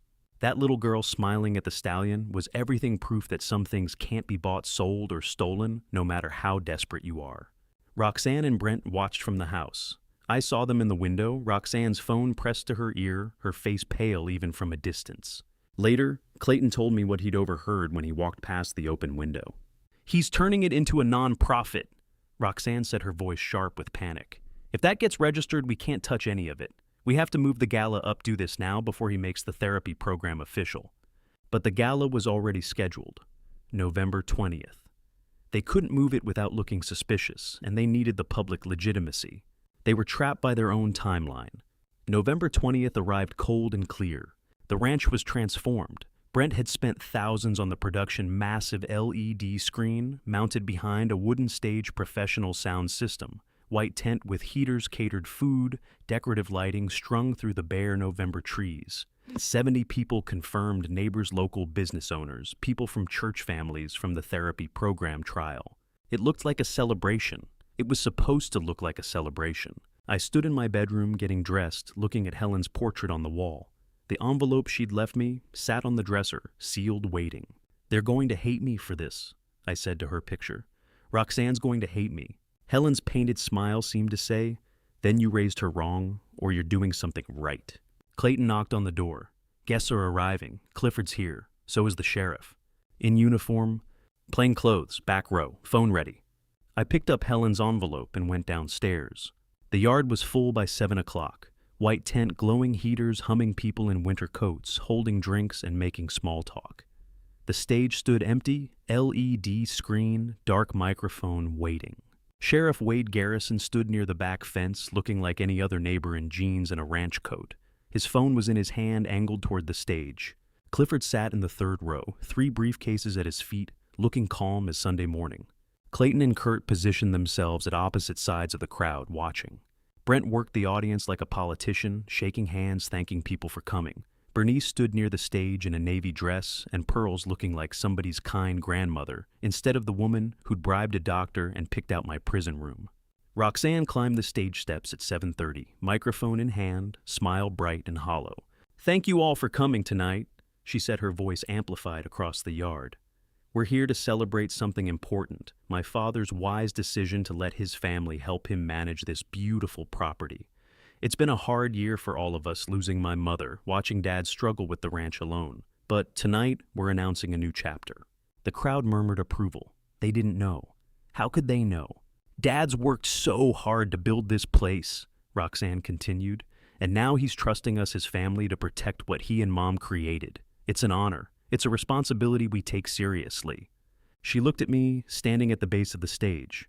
"Dad, come up and say a few words." The crowd went silent, 70 people, 1 microphone, and the truth about to detonate. I climbed the stage steps, slowly feeling every one of my 69 years, Helen's envelope in my hand. Brent stood at the side of the stage, confident. Bernice smiled at me like we were allies. Roxanne handed me the microphone. "Thank you," I said, my voice carrying across the silent yard. "I do have something to say, something important, something my wife Helen left for me to share at exactly this moment." Brent's smile faltered. "What envelope? What is he talking about?" I held it up so everyone could see Helen's handwriting across the front, clear, even in the stage lights, when they start taking. "I also have an announcement to make," I said into the microphone. Roxanne's smile froze. Wade Garrison's phone camera recorded. Clifford's hand rested on his briefcase, and 70 neighbors waited to hear what I had to say. I opened my mouth to speak, but Roxanne was faster. Before I could say another word, Roxanne took the microphone from my hand, her smile bright and false under the stage lights, and told 70 witnesses that I'd agreed to hand my ranch over to my loving family, and I let her keep talking because I wanted every lie on record. "We're so grateful Dad finally understands that family means letting us help manage his legacy." Roxanne said, her voice amplified across the silent yard. "This beautiful property deserves professional development, the kind of vision that honors what Mom and Dad built while securing its future." The crowd nodded, neighbors smiled. They didn't know yet. Brent stepped forward onto the stage, unable to resist the spotlight, and I watched him seal his own fate. "This ranch has incredible untapped potential," Brent said, taking the microphone from Roxanne. "The wedding venue alone generates $400,000 annually with proper management. The champion stallion's breeding rights properly commercialized add another $300,000 in revenue. Vernon's been sitting on a gold mine, and now we can finally unlock that value while ensuring he's comfortable and cared for." He said it like he already owned it, said it with numbers and projections and the casual confidence of a man who thought he'd won. Brent said $400,000 annually, like he already owned it, and I watched 70 faces turn from congratulation to suspicion in real time. The crowd's energy shifted, smiles fading, whispers starting. Margaret Henderson from the adjacent property leaned toward her husband, frowning. "Of course Dad's well-being comes first," Roxanne added, quickly sensing the mood change. "We've arranged excellent care at Sunset Ridge, where he'll have professional medical supervision. Thank you both for that illuminating presentation," I said, reclaiming the microphone from Brent's hand. My voice was calm, steady. "Now I'd like to share what my late wife Helen left for me to show you all tonight." Roxanne's smile froze. Brent's confident posture cracked. I looked at Clayton standing by the equipment station at the side of the stage. Gave him the signal. The massive LED screen behind me flickered to life. The crowd gasped as Ivy's video filled the screen, nighttime hallway footage, the shaky phone camera perspective of an 11-year-old girl hiding in the shadows. The date stamp in the corner, June 15th, 2025. 5 months ago. The office door cracked open, light spilling out. Voices clear in the midnight quiet. Brent's voice from the video. The buyer wires $400,000 next week. That's for the stallion plus breeding rights. Vernon will be at Sunset Ridge before he knows the horse is gone. The crowd went completely still. Bernice's voice on the screen. Dr. Hoffman's assessment gives us medical power of attorney. Once Vernon's in the facility, we can sell everything without his signature. Roxanne's voice hesitant. What if he fights it? What if he... Bernice cutting her off. He's a confused old man. No one will listen to him. My granddaughter's video, her scared, shaking phone camera, capturing her own mother's betrayal, was the weapon that saved us both. On stage, Roxanne had gone white. Brent stood frozen, staring at the screen, like he was watching his life end in real time. Bernice realized what was happening first. She moved fast for a 68-year-old woman, lunging toward the equipment station, where Clayton controlled the playback. "Turn that off!" she shouted, her grandmother warmth evaporating into raw panic. "Turn it off right now. This is private. This is illegally recorded." Sheriff Wade Garrison stepped into her path, his body language shifting from neighbor to law enforcement in one smooth movement. Hand raised for his voice calm but absolute. "Ma'am, I need you to step back," Wade said. "This is evidence in an ongoing investigation. Do not touch that equipment." Bernice stopped like she'd hit a wall. The video kept playing. Brent's voice on screen. "The debt's due, November 22nd. We liquidate the horse, move Vernon to the facility. By the 18th, use the celebration on the 20th as the transition story. Nobody questions it if we control the narrative." Bernice's voice.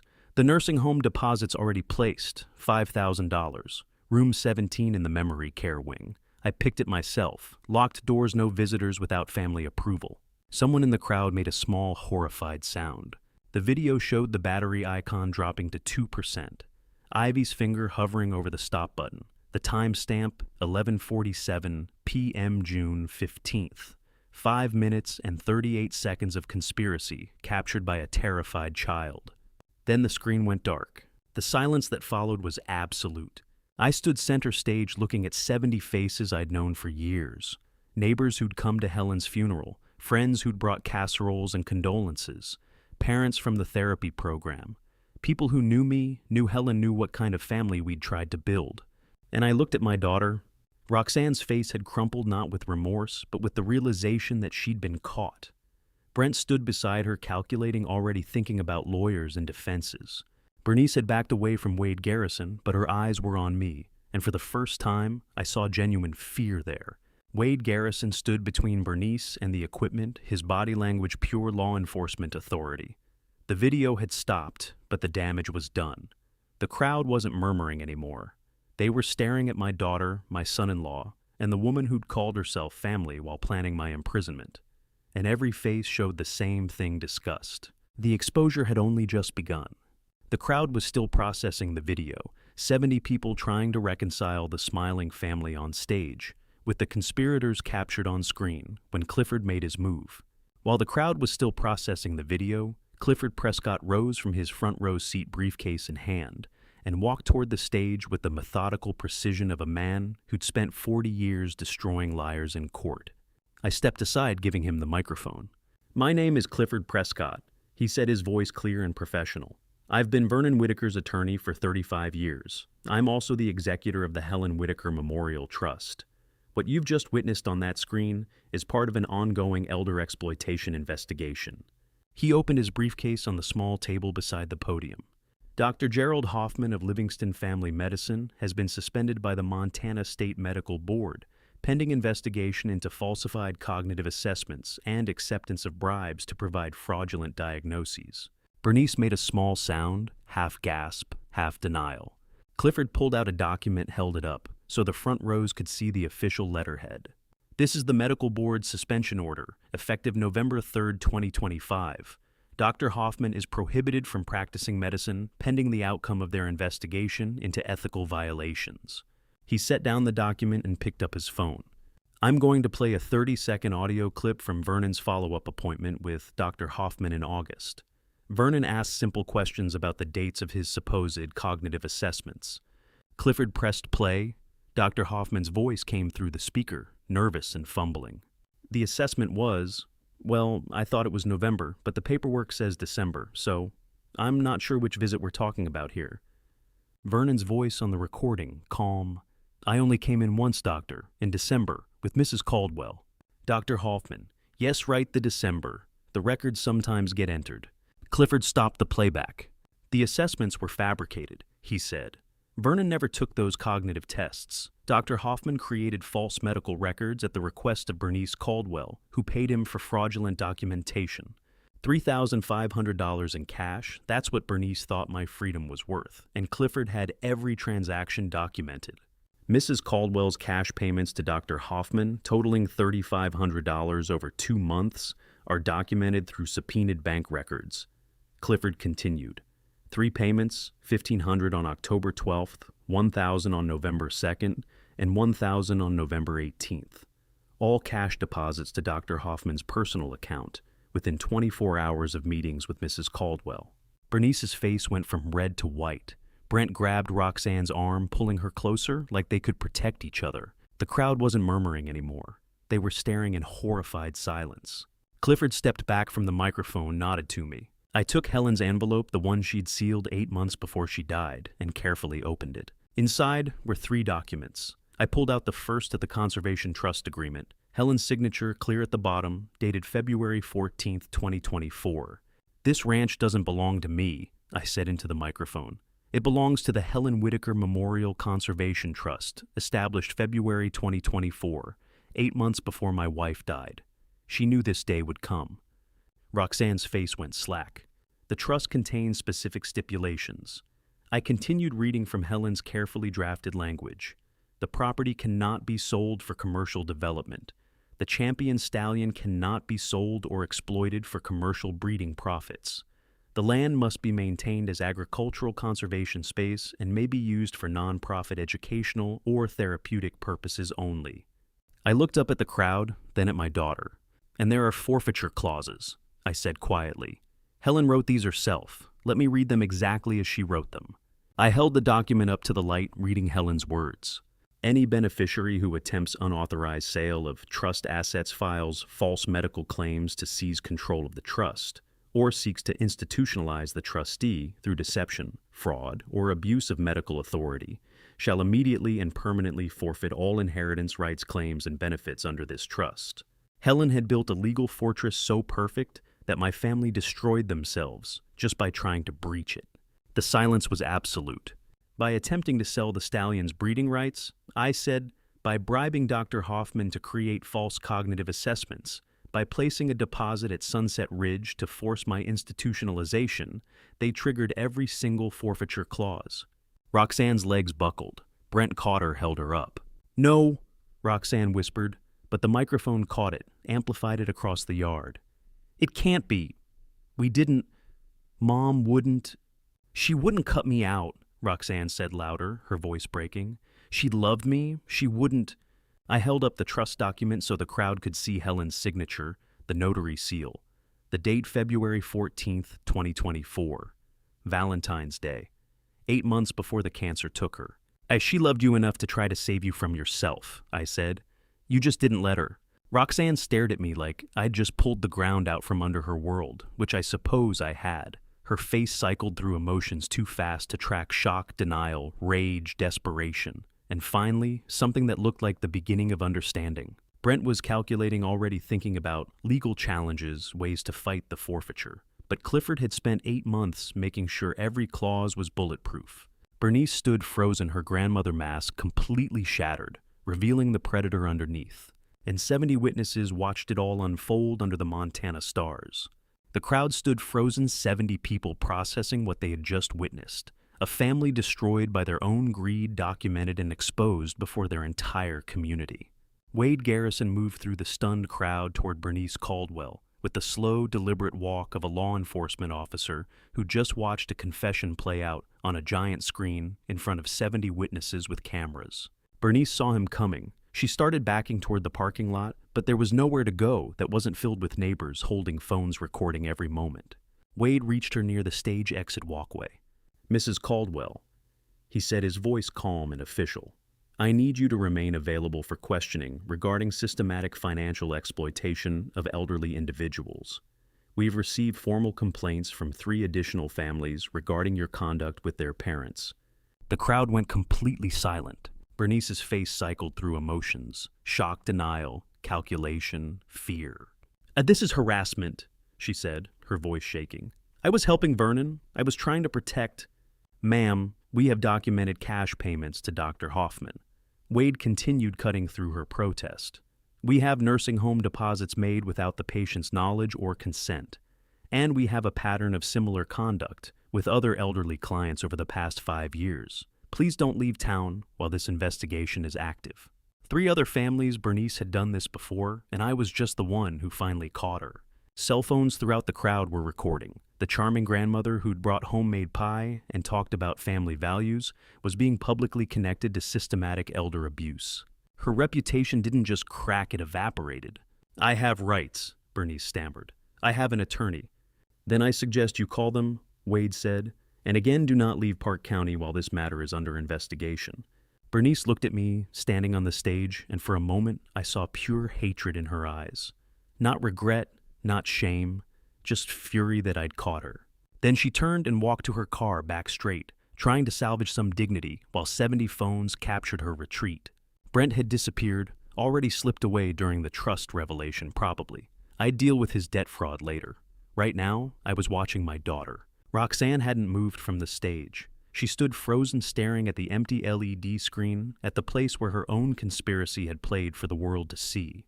The crowd dispersed slowly, neighbors leaving in shocked clusters, everyone on their phones already spreading the story. An hour later, the ranch was nearly empty. Clayton and Kurt were taking down equipment. Clifford had packed his briefcases. Wade was finishing his official documentation. I was walking to my truck when Roxanne found me in the parking lot. She looked wrecked. Mascara-smeared face blotchy from crying, her expensive coat hanging off her shoulders like she'd forgotten how to wear it. "Dad," she said, her voice breaking, "please, I was scared. I was influenced by Brent and Bernice. I didn't understand what I was doing. I didn't mean for it to go this far." I stopped, looked at her. "I'm your daughter," she said, crying openly now. "Please, I made mistakes, but I'm still your daughter. Please don't cut me out completely." I let the silence stretch. Let her stand there in the cold Montana night, waiting. "If you want any relationship with me or your daughter," I said finally, "here are the terms. They're not negotiable." She nodded desperately. "Public written apology to the community," I said. "Posted in the local paper, distributed to everyone who was here tonight.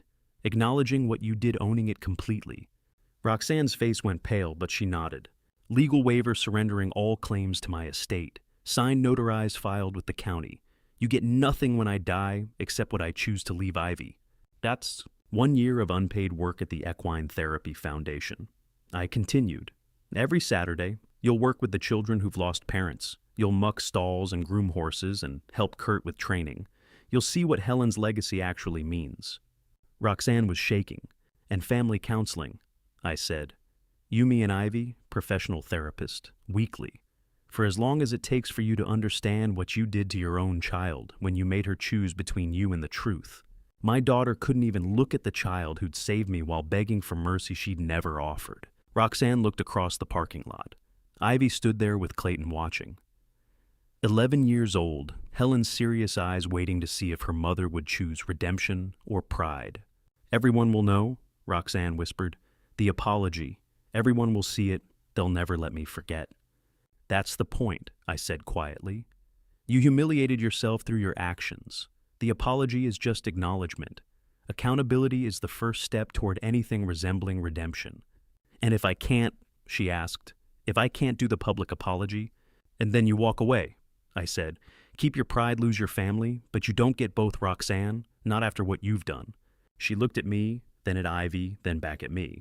I need time to think," she said. "You have 1 week," I said. "After that the offer expires and you're a stranger who tried to steal my ranch." Roxanne stood in the empty parking lot, looking between me and Ivy, her mouth opening and closing without sound. The choice was simple, but brutal: public humiliation and a year of unpaid labor for a chance at family, or walk away with nothing but her pride and her debts. She looked at Ivy one more time. Her daughter's face was Helen's face, steady and waiting.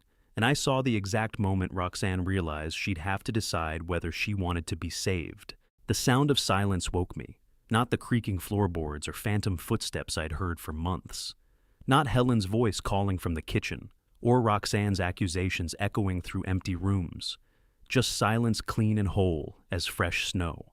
I opened my eyes to December light, filtering through the bedroom curtains, and for the first time since Helen died, I didn't reach for the empty space beside me with that hollow ache in my chest. The previous night's victory at the Bozeman Gala felt distant now, like something that happened to someone else. Bernice Caldwell's public humiliation, Brent's stammering retreat, the champagne toasts from ranchers who finally believed me. All of it seemed less real than this moment, lying in my own bed, in my own house, on my own land. I dressed slowly, my joints protesting the cold, and made my way to the kitchen. Clayton was already there coffee brewing, looking more relaxed than I'd seen him in weeks. "Morning," he said, pouring me a cup. "Kurt's out checking the fence line in the north pasture. Thought you might want to sleep in after last night. Slept better than I have in a year." I admitted, wrapping my hands around the warm mug. Clayton nodded toward the window. "You should see the pasture. Snowed about 3 inches last night." I carried my coffee to the porch, stepping into air so cold it burned my lungs. The ranch spread before me, blanketed in white that sparkled under the morning sun.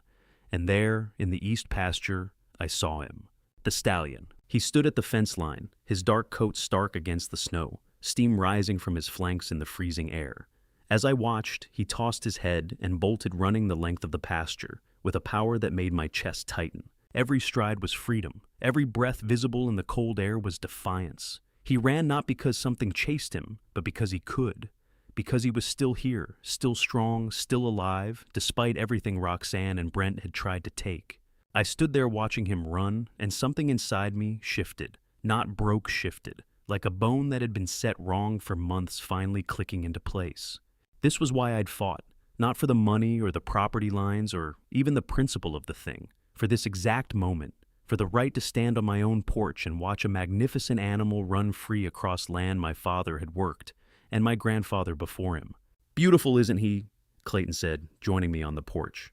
"Helen used to say the horses knew," I said quietly. "Knew when something was wrong on the ranch. That stallion started acting strange 3 months before she died, like he could sense it coming. You think he knows now that things are settling?" I watched the horse circle back, slowing to a trot, his breath clouding the air. "I think he knows we're still standing. That's enough." We went back inside when the cold got too bitter. Kurt returned an hour later, stamping snow off his boots, reporting that the north fence needed 2 posts replaced, but otherwise everything looked solid. The 3 of us sat around the kitchen table like we used to, before all this started, before Roxanne's accusations, before Bernice's paperwork, before I became the crazy old man everyone whispered about at the feed store. "That's so what now?" Kurt asked, forking up scrambled eggs. "Bernice is done. The gala crowd knows the truth. You thinking about pressing charges?" "Clifford's handling it," I said. "He mentioned something about criminal referrals for the forged medical records."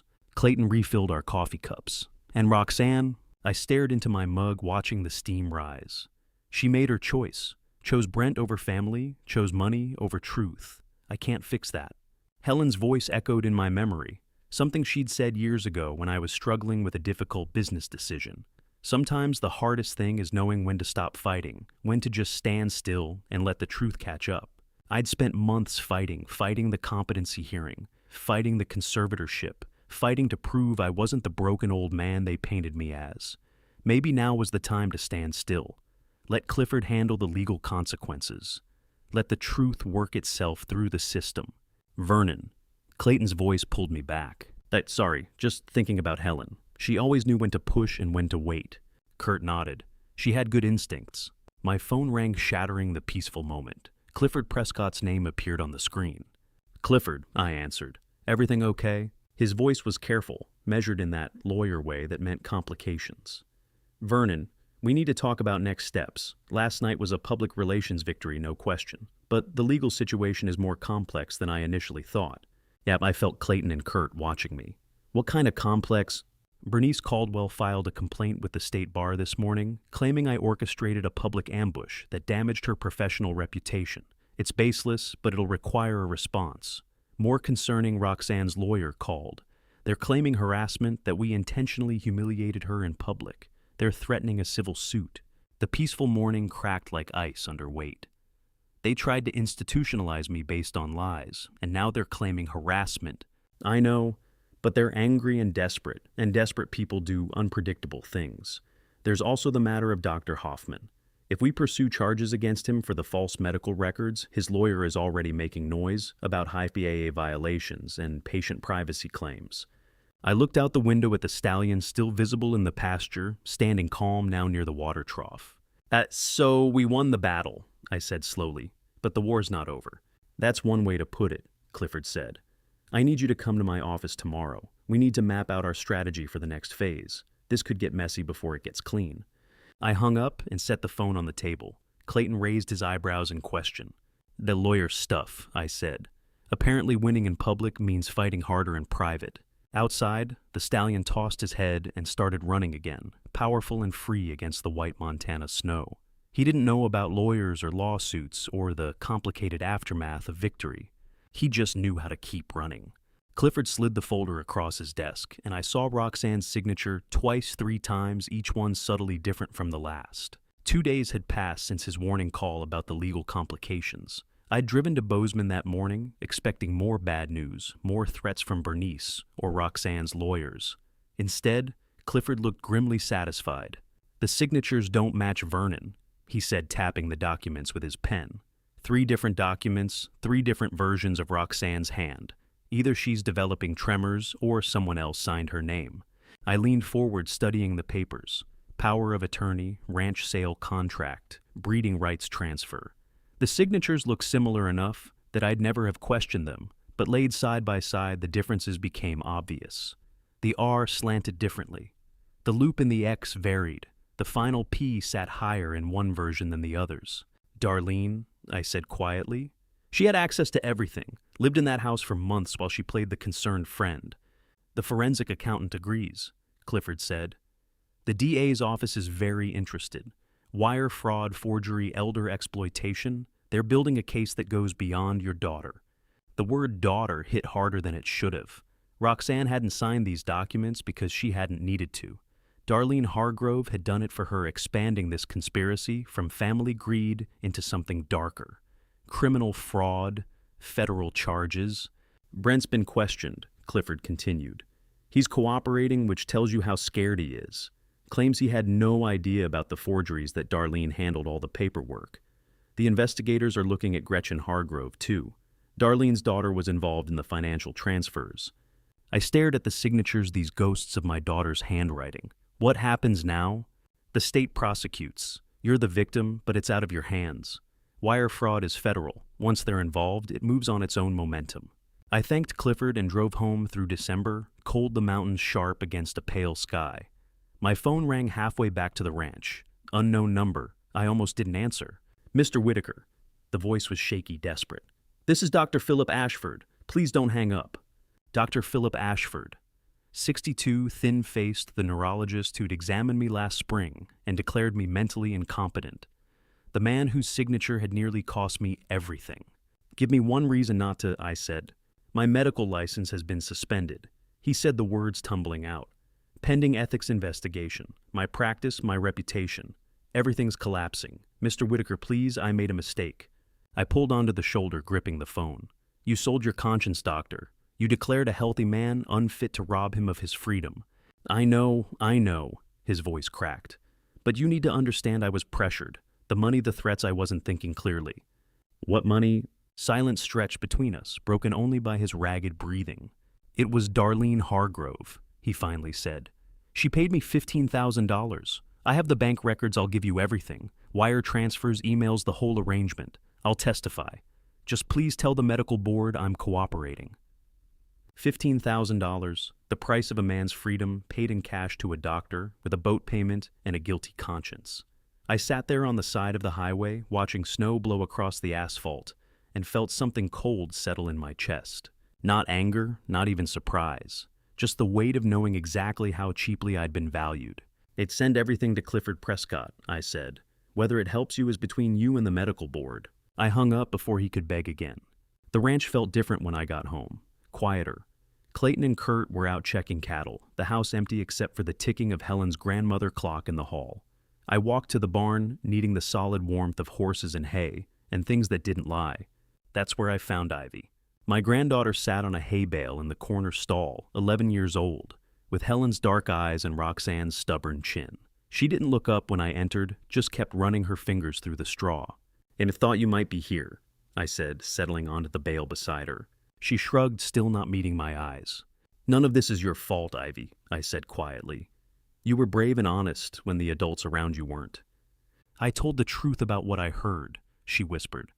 "Now Mom won't talk to me. Dad says she's too upset, that I betrayed the family." The mare in the next stall shifted her breath, steaming in the cold barn air. "You didn't betray anyone," I said firmly. "You told the truth. That's never wrong even when it's hard. What do you tell an 11-year-old whose world just shattered, that adults lie, that family betrays, that love and cruelty can wear the same face? I wanted to give her easy answers, to promise everything would be fine. But Helen had taught me better than that. "I don't understand why Mom wanted to hurt you," Ivy said, her voice breaking. "You never hurt us. You gave us this place, let us visit whenever we wanted. Why wasn't that enough?" "And sometimes people get lost," I said. "They make choices that seem right in the moment, but lead them somewhere dark. Your mother made bad choices, Ivy. That's on her, not you." "Will she go to jail?" I'd been avoiding that question in my own mind. "I don't know. Maybe. The lawyers and courts will decide." Ivy finally looked at me, and I saw the question forming before she spoke it, saw the fear and confusion and desperate hope that somehow this nightmare had an answer that made sense. "Grandpa," she said softly, "is Mom still my mom, after what she did?" The mare shifted in her stall, and I realized some fractures can't be fixed, only witnessed. I reached for Ivy's hand, holding tight to the one piece of family I could still protect, and tried to find words that wouldn't lie, but wouldn't destroy. I looked at Ivy's face, saw Helen's eyes staring back at me, and gave her the only truth I had. "She'll always be your mother," I said quietly. "But being a mother doesn't make someone right. You can love her and still know what she did was wrong." Ivy nodded slowly, and I hoped someday that answer would be enough.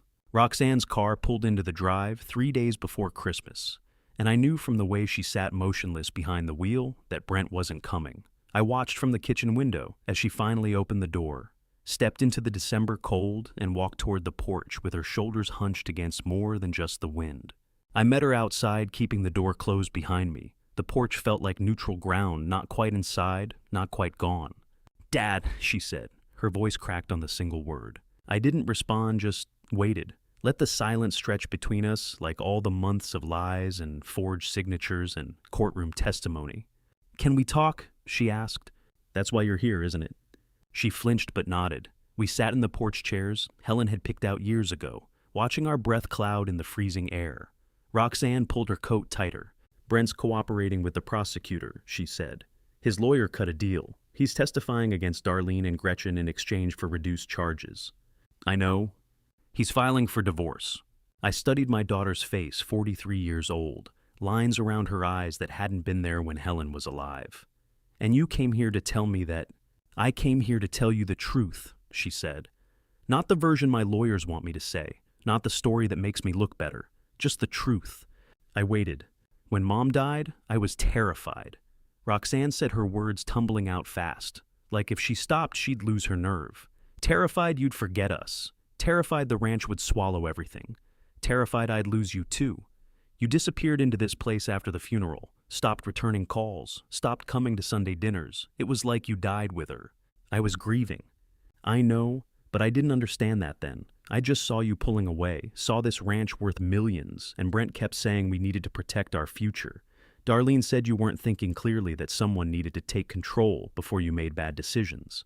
The pattern was clear now. Fear twisted into greed, grief weaponized into conspiracy. My daughter hadn't woken up one morning, deciding to destroy me. She'd made small compromises, believed small lies, until the path behind her was gone, and the only direction was forward into darkness. "When did you know?" I asked. "When did you know it was wrong?" Roxanne's face crumpled. "When Ivy looked at me in the courtroom, when I saw how she saw me. Not as her mother, as someone she didn't recognize. Some daughters inherit their mother's eyes. Mine inherited her fear, and never learned the difference between holding on and strangling. Fear doesn't justify betrayal, Roxanne," I said quietly. "Your mother taught you better than that." "I know." Tears streaked her face, now freezing in the cold. I know, and I can't take it back. Can't undo the competency hearing or the forged papers or any of it. Clifford says the DA is offering a plea deal if I testify against Darlene. Will you take it? I don't know. It means admitting everything publicly. It means Ivy will read it in the papers, will know exactly what I did. She already knows, I said. She testified, remember?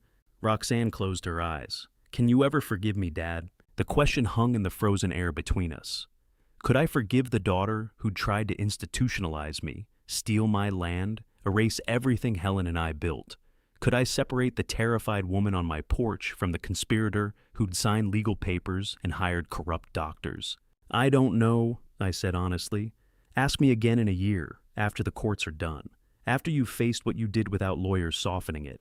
She nodded, standing slowly. Ivy wants to come for Christmas, if that's okay. Ivy's always welcome here. And me, I looked at my daughter Helen's daughter and saw both the woman who'd betrayed me and the child who'd once helped me feed horses on winter mornings. Not yet, I said, but maybe someday. Roxanne left without another word, her car disappearing down the long drive into the gray afternoon. I went to my study, closing the door against the cold and the confusion and the weight of family fractures that couldn't be easily mended.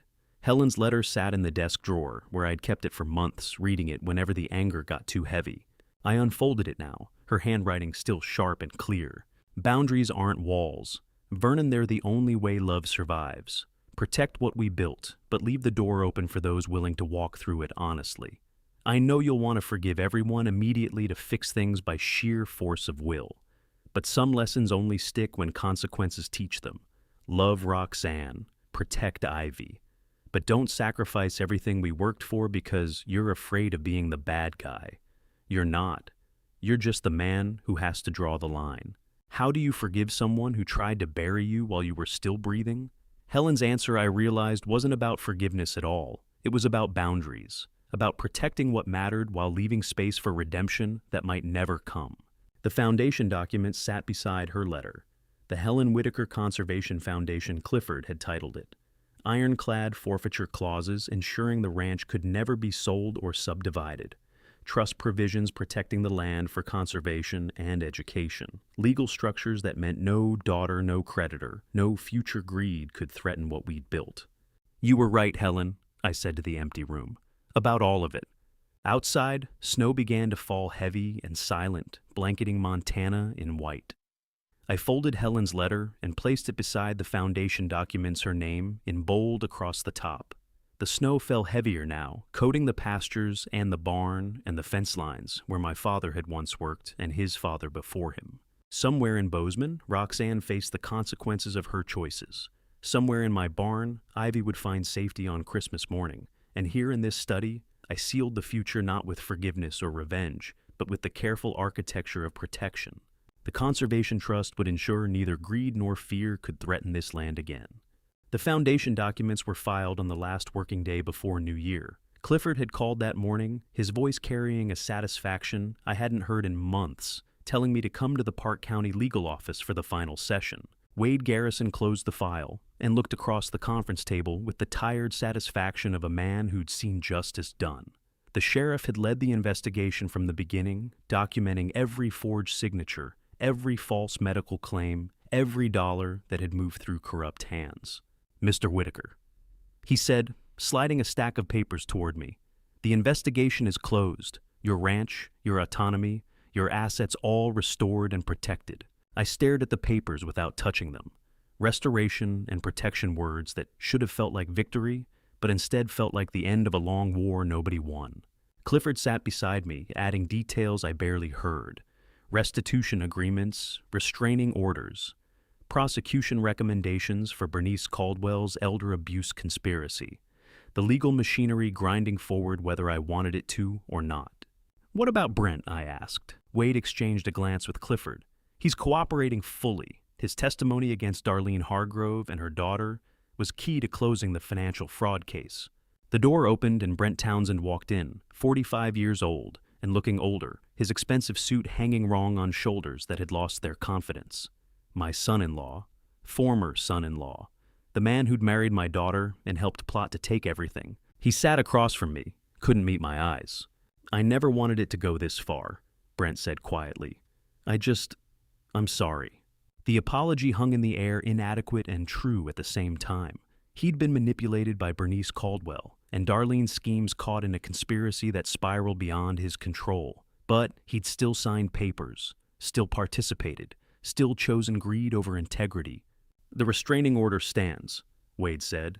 500 yards from Mr. Whitaker's property. Violation means arrest. Brent nodded, defeated. He stood to leave, paused at the door. "We're all tell Ivy I love her," he said to me. "Tell her yourself," I replied, through the court-approved channels. He left, and the door closed on that chapter of my life. Clifford gathered the papers into his briefcase. "Now you can live out your promise, Vernon. Not just protect the land, transform it." I drove back to the ranch through brilliant Montana sunshine, the kind of clear winter day where the snow sparkles like diamonds, and the mountains stand sharp against blue sky. The kind of day Helen used to say made everything worth it. Clayton and Kurt had spent the week preparing the arena. The wooden sign they'd carved sat at the entrance, Helen's name in oak that would weather but never fade, Helen Whitaker Memorial Foundation, equine therapy for young survivors. The first visitor arrived that afternoon, a girl about 9 years old brought by her grandmother. Cancer had taken her mother in the fall. The grief sat on her small shoulders like a weight too heavy to carry. Ivy met them at the gate, 11 years old, and already learning how to transform her own pain into purpose. She led the girl to the gentlest mare, showing her how to brush the coat, how to read the horse's breathing, how to find peace in the rhythm of care. "Grandpa," Ivy called to me, her face bright with something I hadn't seen in months, joy mixed with meaning. "Can I help teach the kids about the horses?" "That's exactly what this place is for," I said. Clayton stood beside me, watching Ivy work with the young girl. Helen would have loved this boss, turning pain into purpose. He was right. Helen had turned our grief into this herd after her diagnosis, using the horses as therapy for herself and anyone else who needed them. Now I'd turn this herd into healing for others carrying the same weight. Children who'd lost parents, adults who'd lost spouses, anyone who needed to learn that grief doesn't have to be carried alone. Movement at the property edge caught my eye. Roxanne stood there outside the fence line, far enough to comply with the legal boundaries, but close enough to see. Watching Ivy. Watching the foundation that bore her mother's name. Not entering, not leaving, just standing in the space between exile and redemption. I walked to the fence. "That's the doors there, Roxanne," I said across the distance. "When you're ready to walk through it honestly." She nodded but didn't move closer. Not yet. Maybe not for a long time. But the door was there, and that was enough. The day faded into evening, the visitors leaving Ivy heading inside, with Clayton and Kurt for dinner. I stood alone in the pasture as the sun dropped behind the mountains, painting the snow orange and pink. In the east pasture, the stallion moved at an easy canter, head high, breath clouding the cold air.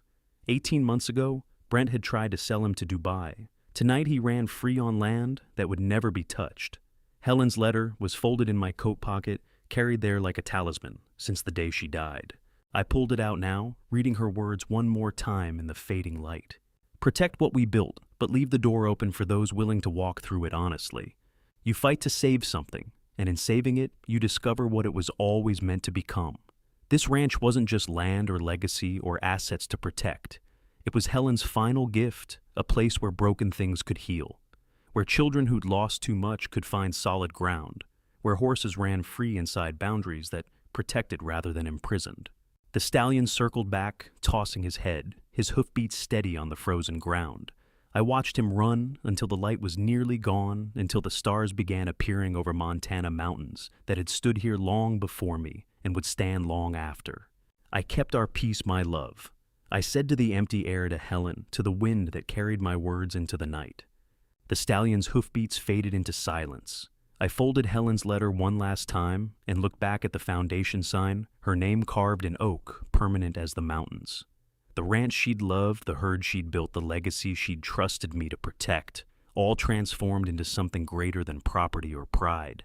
The Montana snow began falling again, soft and endless, covering everything in white. I stood there in the silence, 69 years old, and finally at peace, watching the land we'd fought for become the healing we'd always needed. And to you listening to my story, remember this. The land you protect matters less than the principles you stand on. Looking back, I made mistakes. I should have seen the warning signs earlier, Roxanne's fear after Helen died, the desperate way she clung to control. Maybe if I'd listened better, talked more openly about grief and the future things wouldn't have spiraled so far. But I learned that protecting what you love sometimes means drawing hard lines, even when it breaks your heart. This family story taught me that boundaries aren't walls, they're the framework that lets love survive. When someone tries to take what's yours through lies and manipulation, standing firm isn't cruelty, it's respect. Respect for the truth, for the people who came before you, for the legacy you're meant to protect. I believe God put me through this trial to show me the difference between enabling and loving, between keeping peace and keeping integrity. Every family story has its battles. The question is whether you'll fight for what's right or surrender to what's easy. If this family story resonated with you, I'd love to hear your thoughts in the comments below.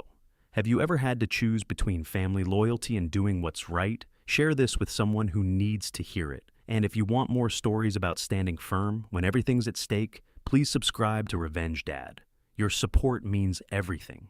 Thank you for staying until the very end. I appreciate you being here with me.